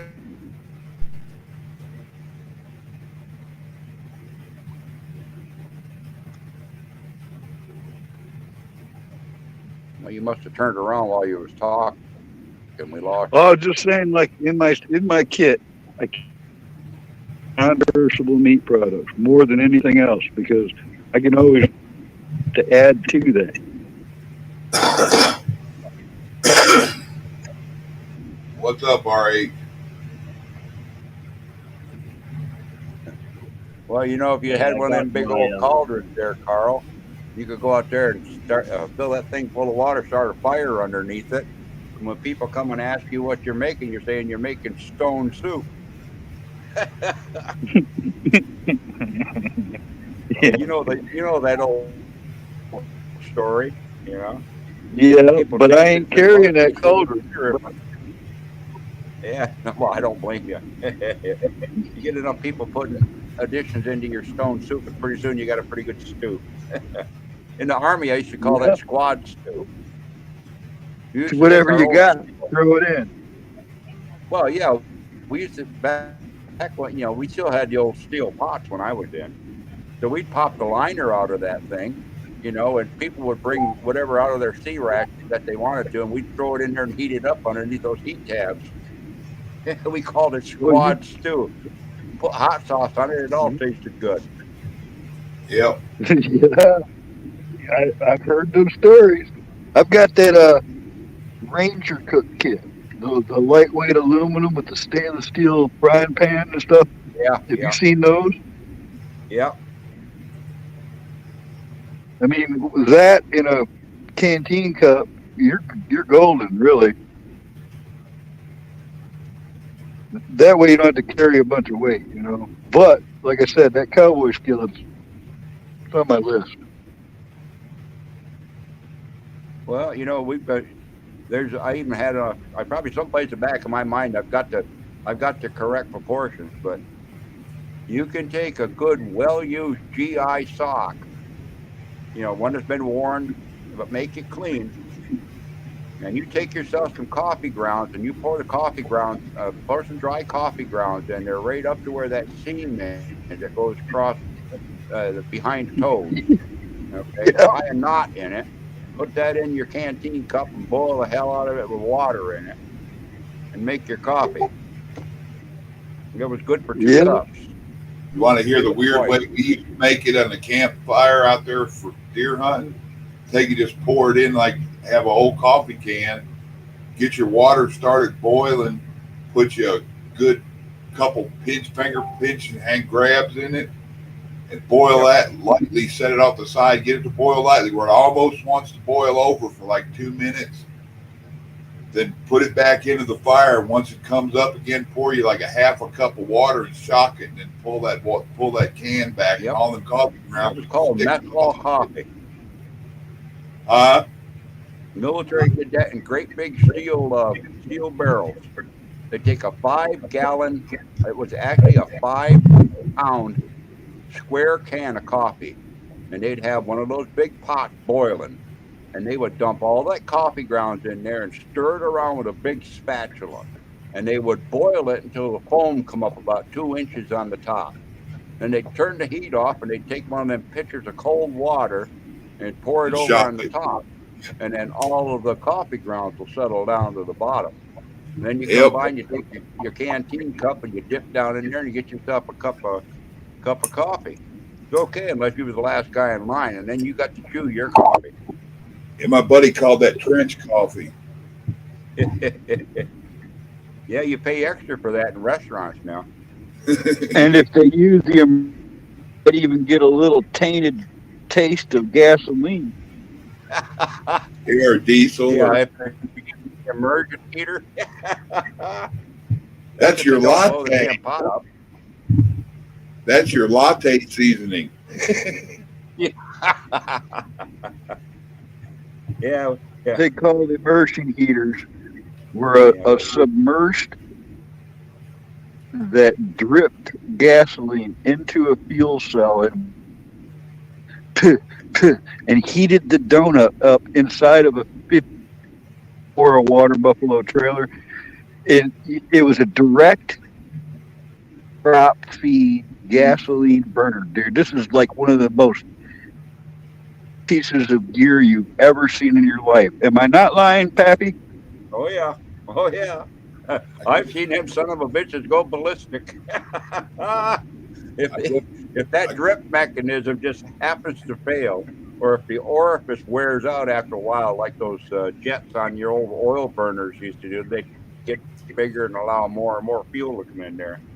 Once that steel gets hot down there, the more fuel you put on it, of course, the more fire you're going to have. Hey, George, I guess we lost R8. Heaters are like playing with dynamite. Yeah, I seen one of those set in the bottom of one of those old steel trash cans full of water, and they had taken all the sea rations for everybody in the damn platoon, all the sea ration cans, all the main meal stuff, and they threw them into that damn trash can to heat them up. You know, you'd come by and you'd scoop out a can and you'd have a hot meal. And that was just great until that damn immersion heater blew up and blew cans and blew the damn trash can all up. There's cans everywhere. Yeah, these boys I used to run with and hunt with, they like the old shack they had out there, the cabin. It was something else. They saved like Spam cans and potted meat and them big Vienna sausage cans. Those were the coffee cups. Yeah, yeah. Hey, I can tell you what. The shows I can show it in a matter of maybe I could do it fast enough. I could take a pair of pliers, which I use my Leatherman, and those pull off top, and bend the pull tab back and do 3 little quick bends with my pliers, and I can make a spoon right out of the lid. It's like the handiest thing ever. Yeah, don't cut your lips on the edge of the tip. I mean, on the edges, though. No. I mean, you got to be skilled, but it's still, I thought it'd make a good video. Maybe you're right. Maybe I shouldn't, because there's going to be people sliced up. Somebody running around there with a forked tongue after that, Camo.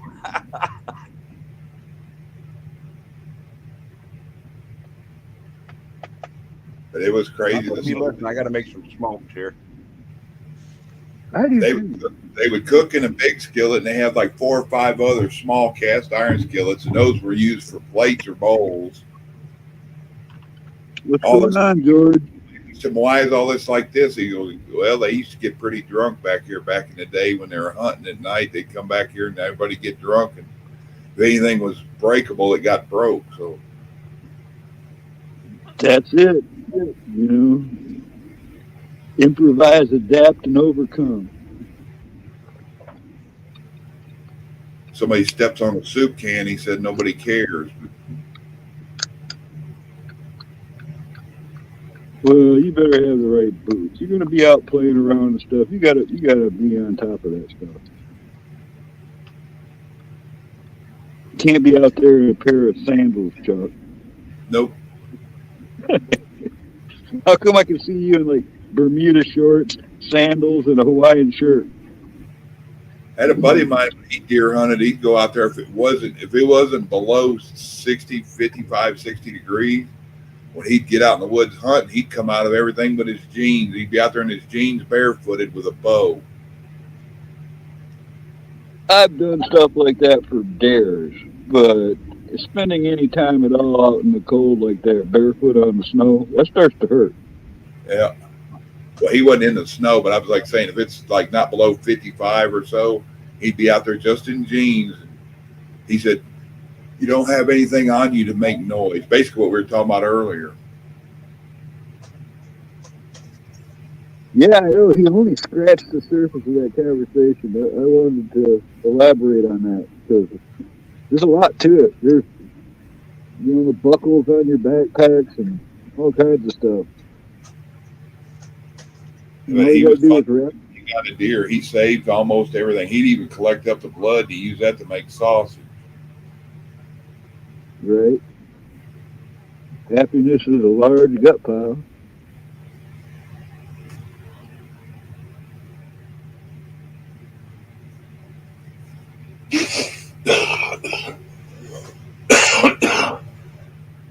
I screwed up pretty good yesterday, Chuck. I went shopping hungry. And then when I got home, like an hour after that, I was just like laying in a pile of wrappers with everything tasty. Everything looks tasty when you're hungry when you go shopping. Yeah, just laying there in misery, rubbing my belly, Oops. But I've been wanting that old Amish farmer's bologna, that stuff, the bologna's so big around you can almost lay two pieces of bread side by side and cover it with one slice. I'm partial to a brand you might want to check out. You might even be able to get it. It's Yale bologna. It's made right here in Michigan in the Thumb. I knew people that worked there. I really trust the thing. They literally have a bologna festival. Is it that big stuff? Farm bologna or whatever? Yeah, and they're a worldwide distributor. They've been around forever. Yale bologna. You wonder if anybody in chat's heard of Yale bologna.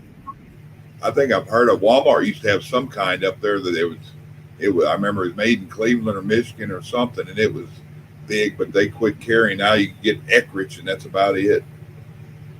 Well, they did sell that brand in the big stores. I've seen it myself, so I figured maybe. Who knows how far a product like that can go? That and farm ham, and it was probably 8 inches bigger round than slices. You can get it without a bone.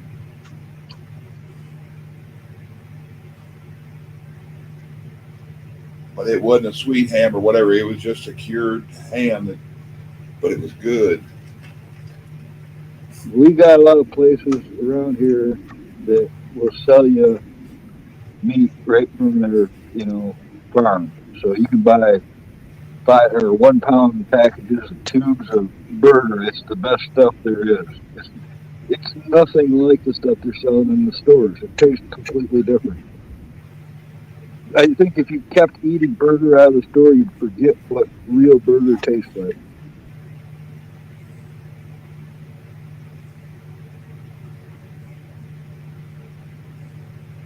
Yeah, that's what I was going to say. Iron deficiency, probably, Deanna.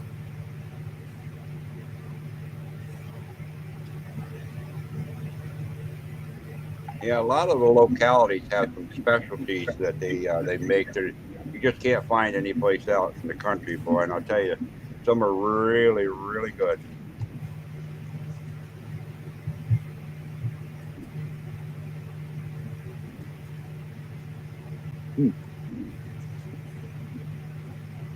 I know we used to eat raw burger back in the day. It wasn't a big deal. I have no idea though, dude. Raw eggs, raw burger, it wasn't a big deal. All good here, Jessica, living the dream.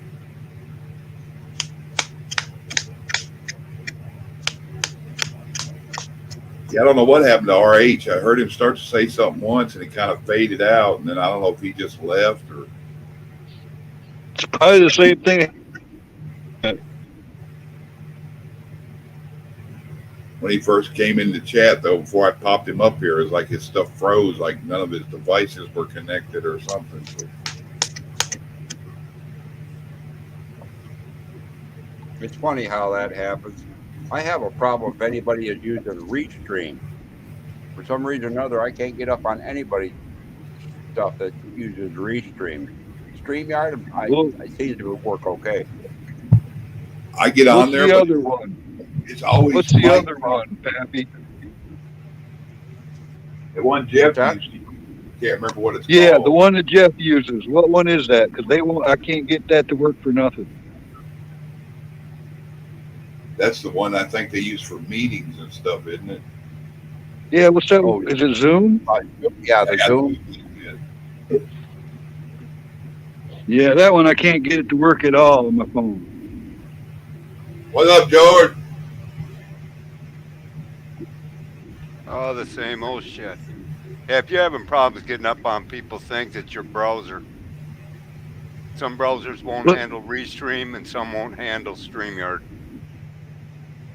Yeah, I got Somebody was just asking about your channel, George. Forget who it was now in chat earlier. What about my channel?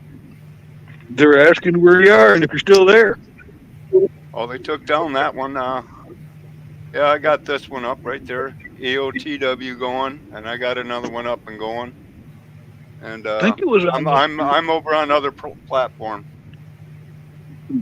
Right on. I don't deal that much with YouTube. I just upload videos now. I don't like all the drama, kid play bullshit. Which one are you using now? I'm using only Brighteon, the only free streaming out there. They have never taken down anything. I can put up whatever I want. What is it? Brighteon. It's owned by Mike Adams. I have to look at it. Send me an email a link for it. I have to go over there. I start adding that to my shit. They popped me. I got 2 strikes together in 1 month on mine, and I got told by somebody that I could get a copyright and lose my channel. Did you see private comments, Chuck? What is it? Hey, Auntie Jack. Hey, Angie. Yeah, they're looking for any kind of reason to take anybody down right now. And a lot of it is just head games. A lot of people ain't doing anything wrong, but they're making their believers believe that they're giving the information. Yeah, somebody told me there's a group of people going around that kind of they'll mass report channels, and that's enough for them to do something to them. It's a psyop. It's all a psyop. Hey, Biggie. Biggest part of warfare is psyop. Yep. But, you know, for the American people, this is the first time they've ever been in a psyop that they've ever known about, because they're waking up to it, but they can't understand it. That's the problem. And nothing wrong with anybody out there. I'm just saying, you're not putting enough attention in yourself and your research. Quit looking for what you want to find and look for what you don't want to find.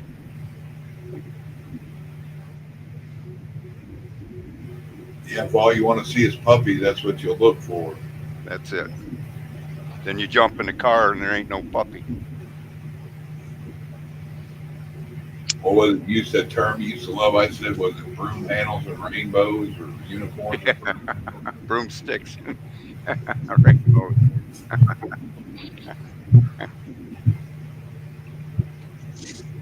Yeah, it's just all a mind game, people.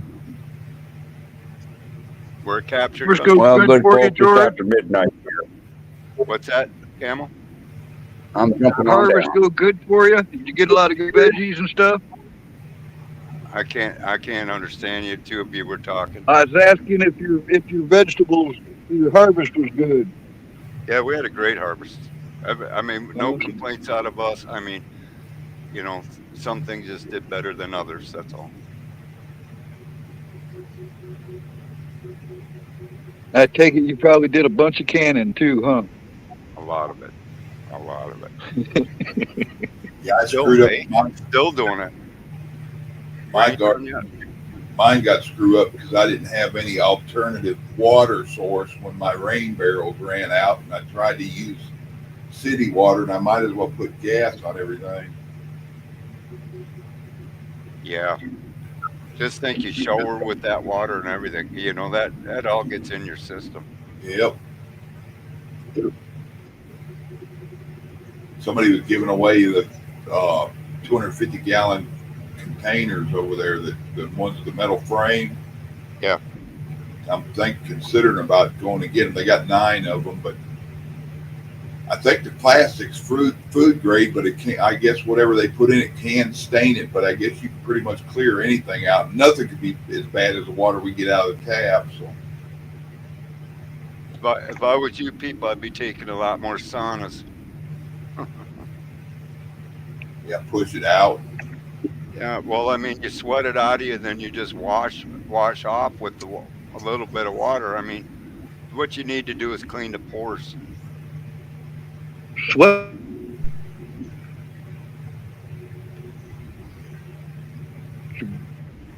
I bet Pappy knows all about sweat lodge. Well, I've conducted a few and I've sat in a few, if that'll help you.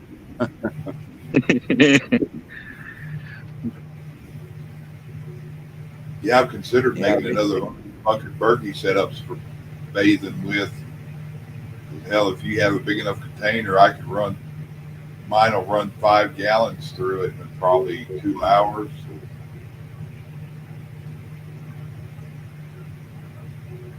I'm trying to come up with a concept for like a baffle, a fireproof baffle, just like right above the wood stove. So when I steam it up like that, it catches more of the steam, disperses more of it, keeps it down low for a moment. You ever see where they hook like an oven in the upper side of your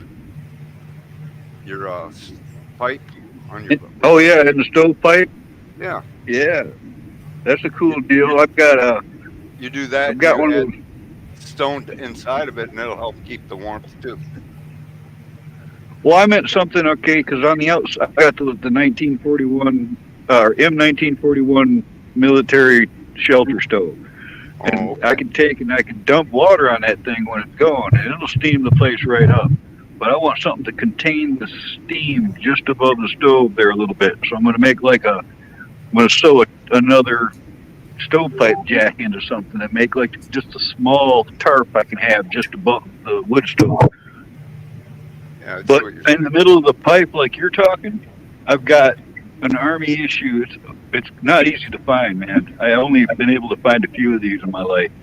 But it's a spark arrestor that goes above the wood stove, and it's just like it's an expansion of the pipe, but it's got a baffle inside, and not only does it keep the sparks from going outside, but it saves some of the heat, projects some of the heat around, using some of that stovepipe heat before it leaves. Yep. Just like that oven thing you're talking about. Yep. I wonder if they make those for 4-inch pipe. I couldn't tell you. I just keep a fan on the wall behind my pipe, and what I'll do is just turn it on every now and then when it gets real cold, just to blow the heat off the pipe. I could probably make one. I mean, But got me thinking there, George. Got me thinking. Right. Plus, I have a fan on the back of my stove too. So I like those energyless fans. Those ones that you put on the wood stove and the heat itself operates it. Have you seen those? I got one of them are on it too. I guess I got 3 fans when I need them. But yeah, I got one of them that sits on it. Yeah, that just turns from the heat from the fan. Yeah, that's a pretty cool thing. They ain't cheap, but they're cool. No, you'd think that they could make anything run if that's all it took was a little bit of heat, right?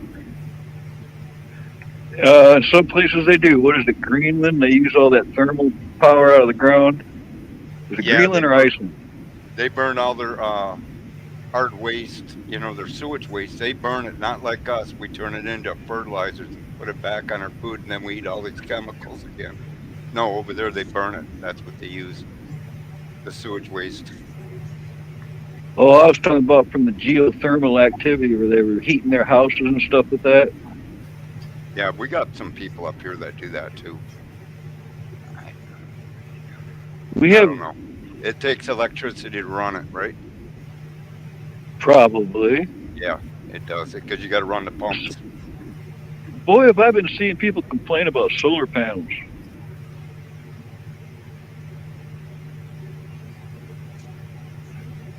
When I've been thinking about getting some solar panels, I see everybody complaining about them. I want a 12-volt system. I think Pappy's getting ready to take off.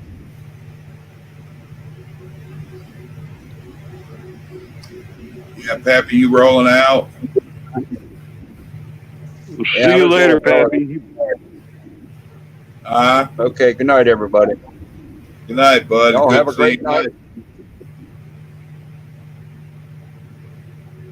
Sorry to cut you off. He might have been blipping out like I was. I keep hearing something that almost sounds like sonar. It's like a boop, boop, boop, boop, boop, boop, boop, boop. Every now and then I'll catch it. I don't know if you guys are hearing that or not. No, and I got headphones on. I'm not hearing it. Could be on my end, like you say, they'll do stupid shit to you. The thing about it is, I try not to let none of their bullshit matter to me. Right. You have you got 2 strikes on.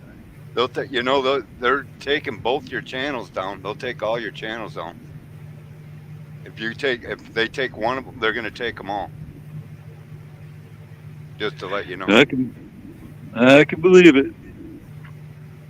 That's why I don't even do anything with the other one. I'll get on it and go to somebody else's shit, but I haven't ran any live. There's not even any content on that other one. It don't matter. It's connected to this. It'll be gone too. No, I was meaning I'm not doing anything over there, but I guess if they get me here for something, they'll combine them maybe. I don't know. Yep. Because you used the same phone number. No, different. Or used a different phone number, then they won't. You're lucky then. If you would have used the same phone number, they would have anything associated with the same phone number they take down. Different name, different address, different. Yep. Good. It's the only way you can cover it.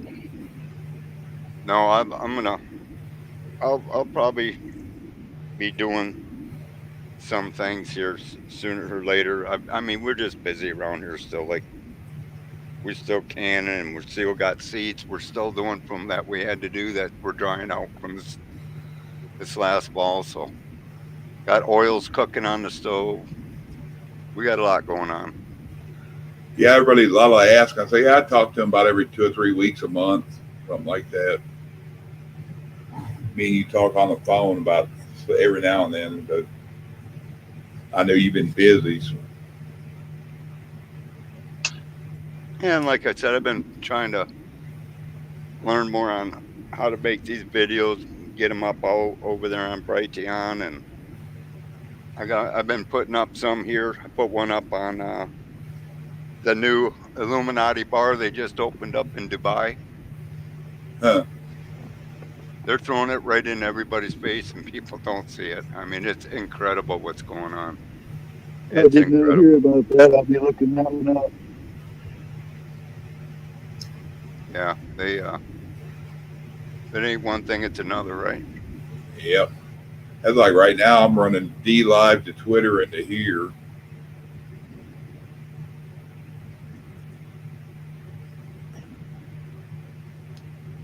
I might get, if I can get that one linked in, I might run it instead of some of the others. Yeah, I went off of D-Live just because they're not going to make me hook to Twitter. I can't even get them to combine up to where get it to work. So it's just basically still sitting there.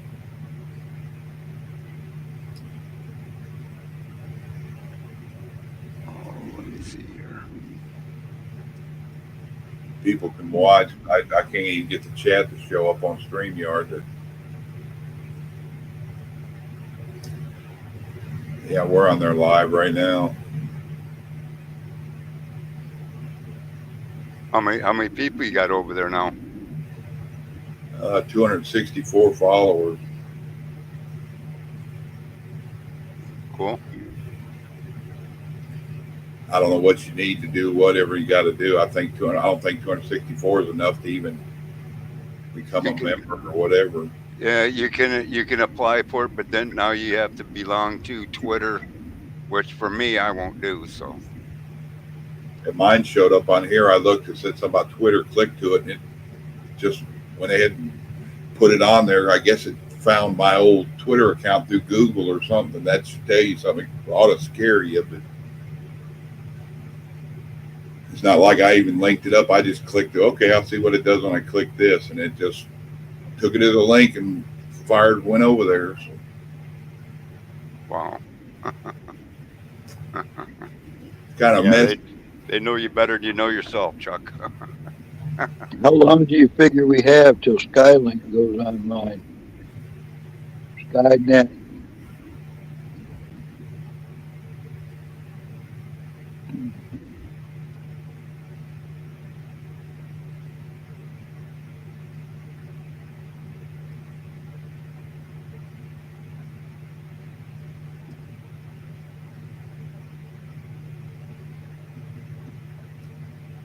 Yeah, I'm looking over there now. I think there's 3 people. Hey, guys, over there in D Live. I can't. Sorry, I don't see your comments, but I try to pay attention to y'all. As close as we can, right? Yeah. Kind of hard. You got 15 things going. Yeah, this is the new Illuminati bar just opened up in Dubai. Wow. That don't show you right there. It shows their hand gesture triangle with the eye. Yeah. Yep.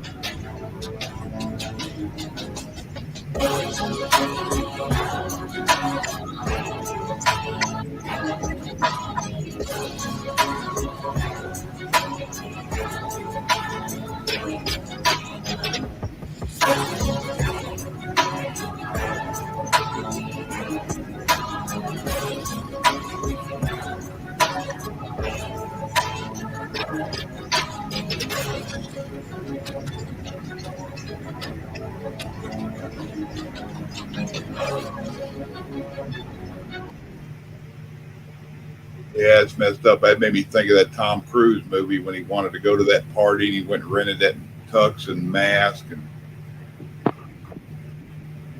Yeah, we'll be keeping an eye on it for everybody because they just opened it in September, so we expect them to be getting into a lot more crazier shit over there.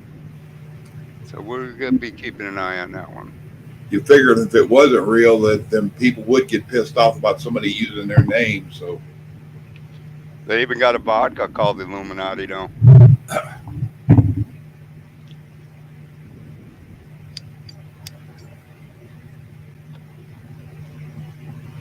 Yeah, just totally crazy, man. Throw it right in people's faces.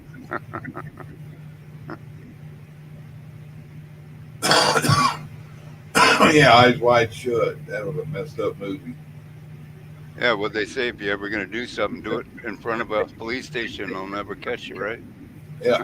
And if you're wanting to find the cop, go and find a donut shop. The best donuts in town we usually have.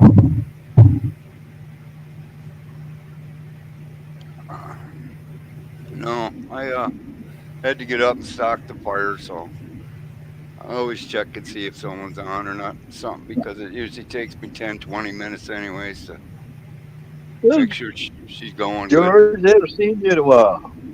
good. Yeah. Like I said, I'm enjoying what I'm doing now. Just, relaxing, researching, heavy research still. Like I said, I'm putting a lot of stuff up on my Brighteon channel. And that was one of the clips from my channel. One of my channels I have still on YouTube. But I'm putting a lot of documentaries together and stuff like that. So we're working on some things, put it that way.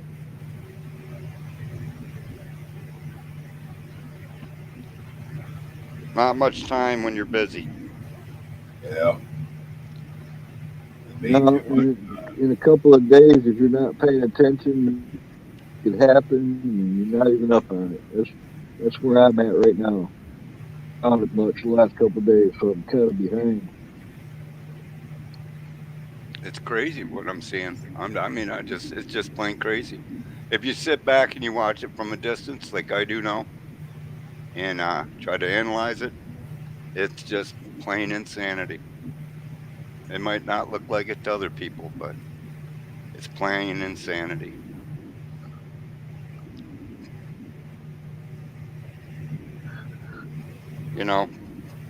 The bad guys don't have to do anything. The good guys will just keep following them right to the goalpost.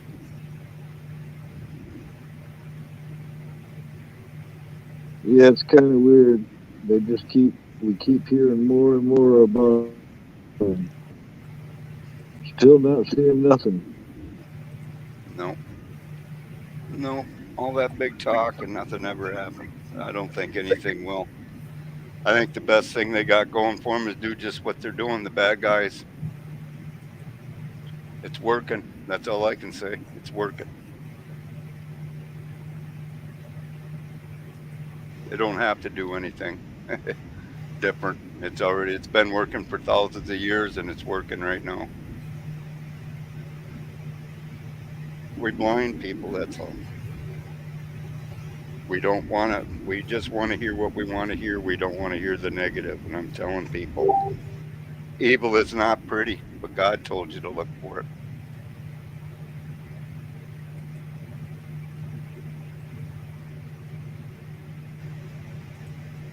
The news first, and I could use the news later to wash it down.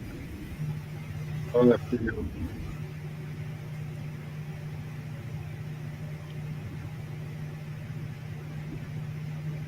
Well, they're going to be starting to put chips in people starting next year. People are lining up to get it. And it'll be run from your phone. Yeah, I'm thinking they're hoping they're going to be able to get to where they got a cell phone built in where they can look at it on their arm or whatever. And then, yeah.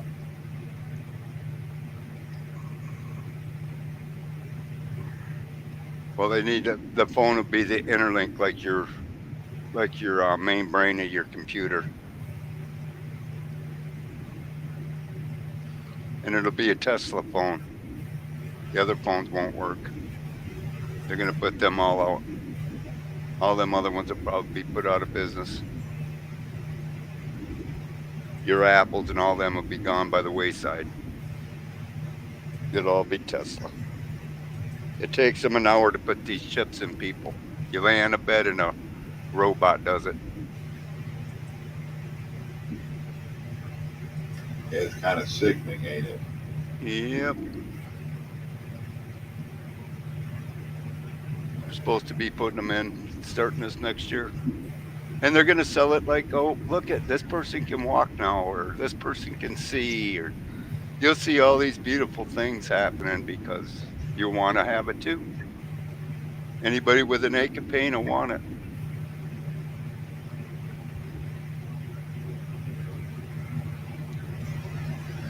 Well, I think I'm going to jump down here.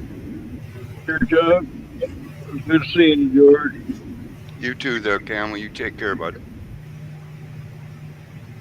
Take it easy, Camel. See everybody in chat. So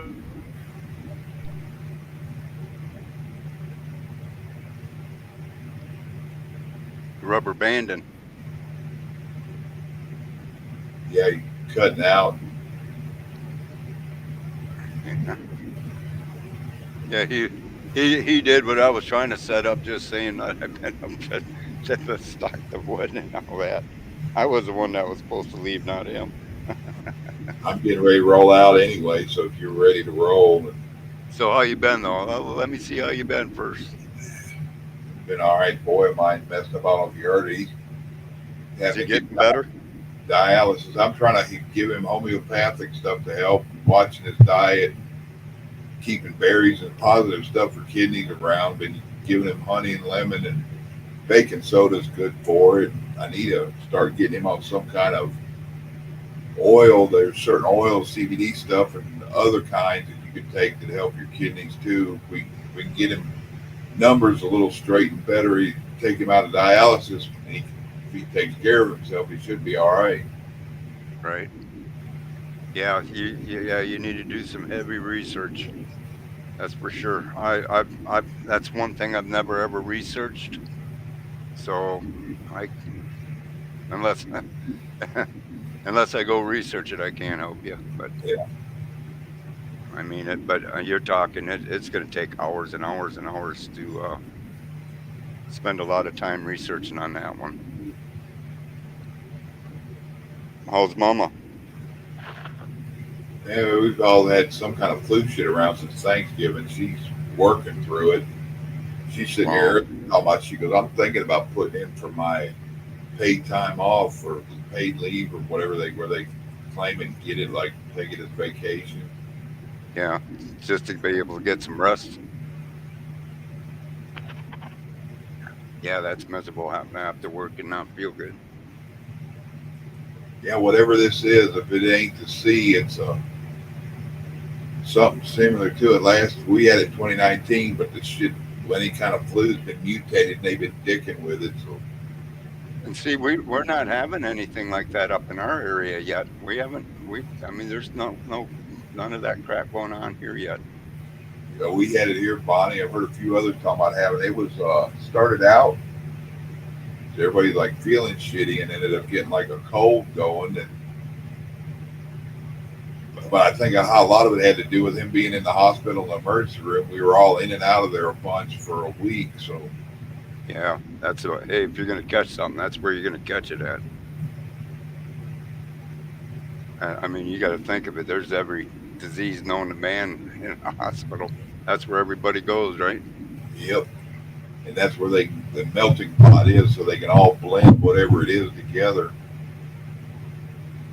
Not to mention the shit they walk around and spray on the floor and then mop it. They call sanitizer. Who knows what's in that? It could be something that excites it, makes it more, mutates it. They dumped it on Texas. I don't put nothing past anybody. No, not nowadays. I mean, I'm sorry to hear that. Hope you start feeling better, Bonnie. Same way with anybody not feeling well. Start doing some natural things. Drink some, get some honey and lemon, and get some rose hips in you. That's our main part that we use every winter, and we use it beforehand. We don't wait till we're sick. We usually drink it once or twice a week, and we try to. We eat different. I don't eat no store-bought meat. I heard everybody talk about store-bought meat. We don't eat none. So everything's grown by friends freshly. That's where our cattle comes from, our pigs come from. We catch our own fish and do our own rabbits. Yeah, I need to have that here. The one guys I watch on here, he's got a little thing. He's little house, tiny house off the grid or something like that's the name of his channel. Yep. all he eats, they say they pretty much most of their diet is eggs, chicken. Yeah. Yep. He said, what we don't get out of one, we get out of the other. And he said, the good thing about eggs, which I'm 100% behind, just eggs alone. That's why hospitals and doctors say the first thing you can eat if it's semi-solid, eat eggs. Yep, I got a buddy that they do chickens. Me, myself, I don't see no sense in doing chicken just because of the fact if anything went bad, I'll have to eat them because there's just no way you're going to dig them 4 feet of snow to get food for them. Where, I mean, if everything went bad, I mean, how do you feed them? You can't here where I live. So it's out of the question. Yeah, they, I forget what it was he said he does. Like you're talking about, I know some of it's kale, but I forget what is a lot of what he feeds them. I want to see their scraps. He said them chickens will eat eggs. He said they grind up the eggshells and use it for supplements for the calcium for them. Yeah, they'll eat but they see the bad thing about feeding them that is they won't eat eggs. Wow, what the hell are you moving? I just moved the table, fixing to roll a cigarette. Oh. But yeah, I mean, when we had chickens, we never fed them the eggshells just because they get used to that. They'll start busting eggs open and start cracking all the eggs if you don't get them soon enough. Yeah, he said they take and grind them up into a powder and mix it with other stuff, like when they give them weird stuff, what have you. Yeah, all ours goes in the compost pile. Yeah. I mean, I can tell the difference from store-bought eggs and the ones at my buddy. I mean, I can't eat store-bought stuff anymore. I cannot eat meat out of a store. I mean, I'll just get deadly sick if I do. So I don't even try it. I don't like it. I need to find somewhere around here at the farmer's market. Somebody told me, Bonnie said there's some down by her that where different people have their animals and what have you, where they sell it and stuff there. And that's what every community should have one of them around. Yeah, well, that's what you should do. Hit these farmer markets and places like that and talk to people. People can lead you. Other people lead you there. If they don't have it, they probably know people that do. That's the thing about being in this kind of a community is that people, I might not know somebody, but somebody else in the community will. Yep. So, that's, I mean, how I've gotten to where I'm at with everybody I know.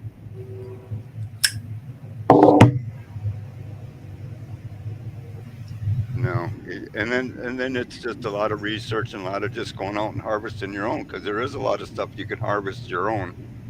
I mean, you're probably in a place where you could keep your own bees, learn how to do your own bees. Yep. That's why I need to have them going. I got that shed cleaned out. The buddy of mine that was supposed to be all in for it, we got it all cleaned out. The next thing I brought up about need to make sure we can get the stuff we wanted to have in there so we could have the solar grow lights. And that way we could have new year-round crops and stuff in there if we can keep that whole place lit up with grow lights and have it running off solar. Because he said he'd buy the stuff if I had the room. That way we'd always have whatever we had. It come to that point of making sure, and he kind of crawfished, and I told Rabbit then, I'm like, yeah, he's bowing out. Yeah. Yeah, people do that. It's a hard thing sometimes. When you do get with other people, I mean, you have to be committed 100%. And a lot of people say they are, but you'll find out that 100% only lasts for about 10% of the time. So it's a hard thing to do. I mean, if it wasn't for the old lady, I couldn't do everything we do. And if it wasn't for my good friends, I mean, Sunday I walk outside and my buddy's out there. Heck, he's bringing a bunch more wood. I got 7 years worth of wood, and he's dropping off a bunch of wood that's split and everything in my driveway. That's cool. Is it old or does it still need to dry? Oh, it's seasoned wood. Yep, I can burn it right now. Was it you was telling me about the best way to do it if you can have 80% plus seasoned or whatever? Or... Yeah, well, you never usually want to burn wood underneath 2 years. You want it to at least cure for 2 years at least. But you know, I like 3 to 4 years curing time on my wood. That keeps you from having chimney fires and stuff too, doesn't it? Well, it keeps down the creosote that you build up. And plus, I like it when the bark falls off of it because most of your creosote comes from the bark when you burn. That's where it holds most of your moisture. Yeah, you ever hear wood when it pops when it's burning? That's the moisture trying to leave the wood. So the more crackling and that they hear, that's more moisture that's in the wood.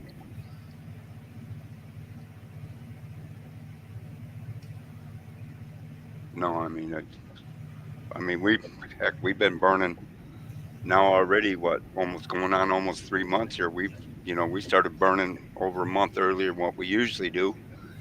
We got a good snowfall there when Buffalo got it. We got a good snowfall, but then the next week it warmed up, it rained, and all we got is a dusting on the ground, which ain't good because now we're going to get that big cold snap, and I'm afraid a lot of pipes are going to break in that up here because we're going to get hard by this next cold snap here starting next week into the week before Christmas here. In fact, I think you guys are going to get a lot of rain and that out of it. Yeah, they'll probably end up turning cold. That'd be an opportune time for them to play with stuff and make it freeze, wouldn't it? Yeah, it would be. Well, your grounds are already pretty saturated. I know they are probably in Georgia and whatnot. Yeah, Shift, come on up. Or grab it and come up when it does.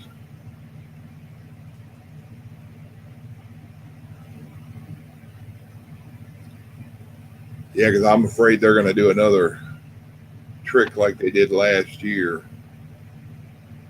Yeah, the one they did like 5 years ago was a mean one. I mean, we went 50.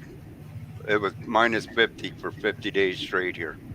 So that changes the depth of the ground freeze too. Oh, it drove the frost way down, and we worked in it. I mean, I was still logging at the time. Our fires, we were burning under the snow. They wouldn't stay going above the snow. They were burning under the snow because we'd have to light a fire to heat up our bar oil because it'd be so thick it never poured. Yep. But yeah, we had 2 mean winters back then, and I'll tell you what, I've never had that in my whole life of working in the woods, ever had to put up with it. But that was the same time that we put up with the trees in the middle of summer. Just all the sap started running out of the leaves, and none of us in the woods. And I mean, you're talking guys that have been there all their lives, that grew up, their dads did it, they did it. I mean, we've been out there a long time, and none of us has ever seen what we've seen. It was crazy. I think that's the stuff when they started doing a lot of that dust and flyovers and this little spray stuff, and it was causing that to happen. I know back then we had a lot of trees doing it here, and they were dying and shit for no reason.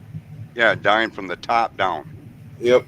That's not normal. That ain't how trees die. At least that's not how they used to die. They used to die from the bottom up because that's where they would start losing. That's where it needs the most water. But an average tree will drink 500 gallons of water a day. Just your average size tree. Pulling it up out of the ground, yeah. Yeah. And the big thing that we find, at least the last couple of years, is they have no root system to them anymore. I mean, it's like the root systems on them are dying. They're just little balls now. I mean, there's no root system. Little small root ball and no tap root. Yep. No, thank you for the prayers, Bonnie. I appreciate it. Yeah, Bonnie's been sicker than hell. Her and Vicky, I had her up here the other night, and it was like stereo nasally. I was bad. I don't know if I still am, but I'm glad I got the computer virus on. Yeah. No, but I just thought I'd come up and say hi. I'd seen you on, and I appreciate it, dude. Give me a holler. I'll call you through the week or something. Yeah, well, that's another thing. That'll be being shut off here probably in a month too. Is I'm going phoneless, people. I will not have a phone. The only way you'll be able to get a hold of me, well, you still got my email. I'll still have internet, but no. My next thing I'll be dropping is the phone. Get rid of the landline or cell? Nope, I'm not going to have no phone at all. The only way you'll be able to get a hold of me is email me. You'll be able to do backstages with people I want. You know what I'm saying? We can do video conferences that way and whatnot. But Yeah, I noticed night before last or a couple nights ago, I'd seen it earlier. Ed tried to call me, and I just noticed I need to get a hold of him. I don't know what that was about. well, all you got to do is look down there, Black Watch. I mean, you ain't been checking yourself lately.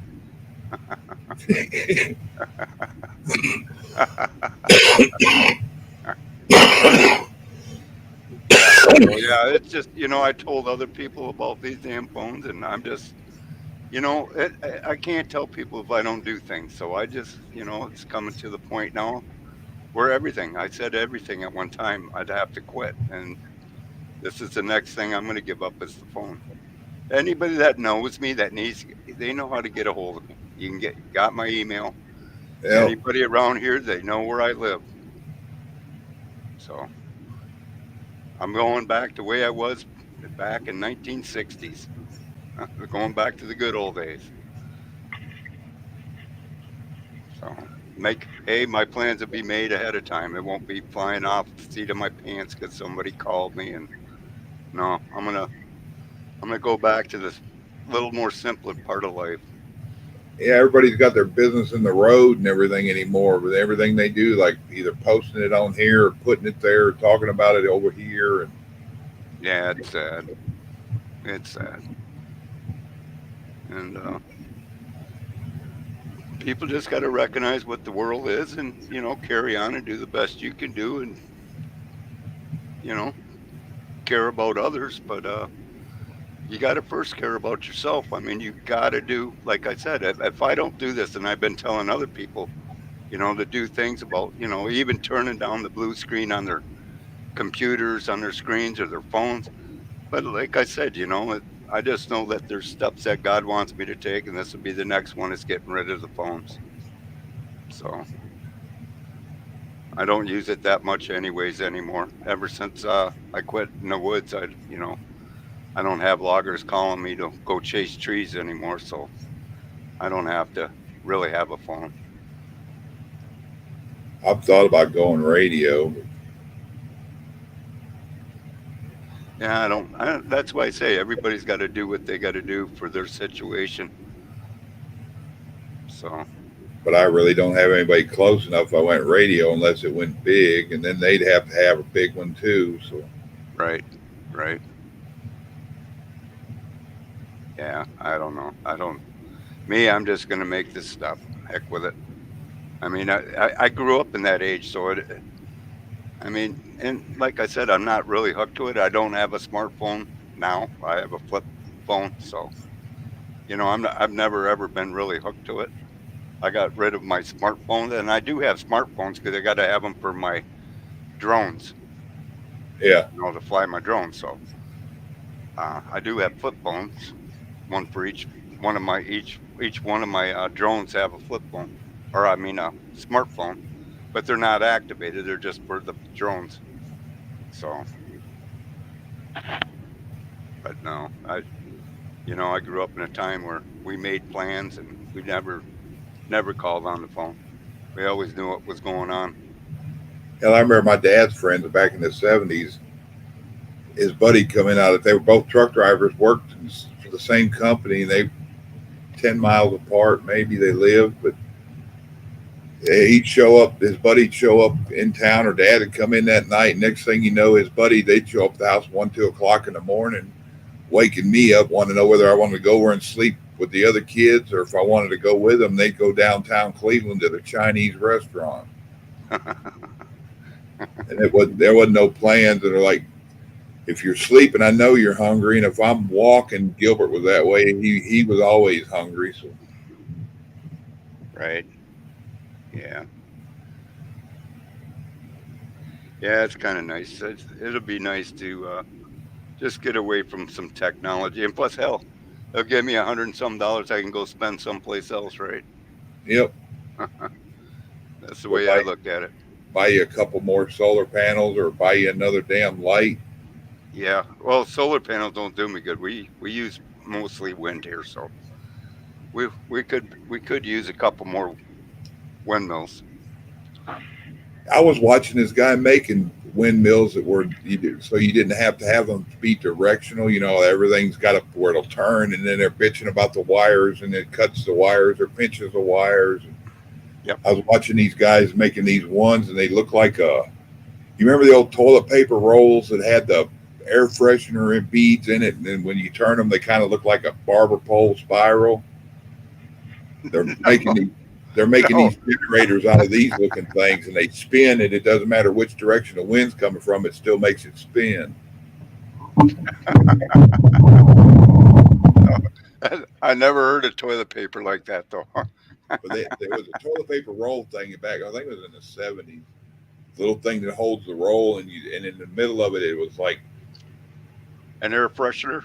Yeah, it was an air freshener, and it had these little spiral plastic things in there that they kind of fingered together, and it looked like a fan, sort of like barber pole looking fan, and that's what that reminded me of when I seen them building these things. No, I thought you were pulling my leg at first, but I believe you. But no, I've never ever seen them.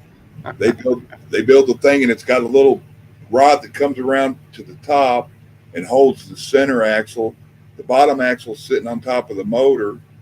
And so any direction the wind blows, it hits that you don't have to worry about the whole thing having to turn or any of that. It just wow. That sounds kind of cool. I just sent Ed and Rabbit how to make a water generator. We should have sent it to you too. You probably would have caught on to that. I'll see if I can't find it. I got it someplace. I'll find it and send it to you.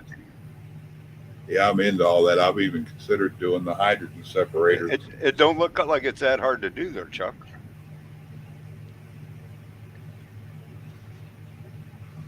Yeah. If I find that other thing, I'll send it to you. It's a video link that I thought I saved it, but a lot of stuff I go back looking for is just kind of miraculously disappears out of my files. So. Right. That or I don't put it in the right file. That's part of my problems too. That could be me. I could have downloaded it to some stupid ass folder that I had for whatever. So for some other stuff. Right. Yeah, I do that all the time because I wasn't watching what I was doing. Yep. All right. All right, man. Good talking with you. Yep. It's good to see you, buddy. And I'm glad that you're still up doing what you're doing. I know you love it. I know you like talking to people and giving people some sound advice. And if you don't like it, screw y'all. But you have some great people out there that love you. So keep up the great work. Hope you start feeling better here quick, Bonnie. I'd like to see you up and going too. Y'all keep it going. All right, much bud, love. appreciate it. Later, bud. Right. Yeah, I'm gonna kill the link. Appreciate y'all showing up in 2.5 hours. I would go longer, but I'm getting hot pipes, and I don't know if y'all catch me muting all the time. I've been coughing a lot. Much love to y'all. Appreciate y'all showing up. Sorry about any kind of crap earlier. Shit happens. People make their own holes. So shift if you want to. If you're going to jump in, I'm going to go ahead and drop the link, and I appreciate y'all coming. Bonnie, if you want to come up on panel, so we talk back room.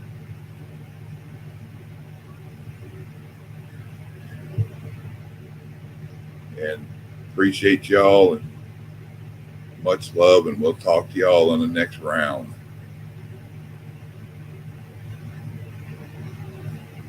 Have a good night.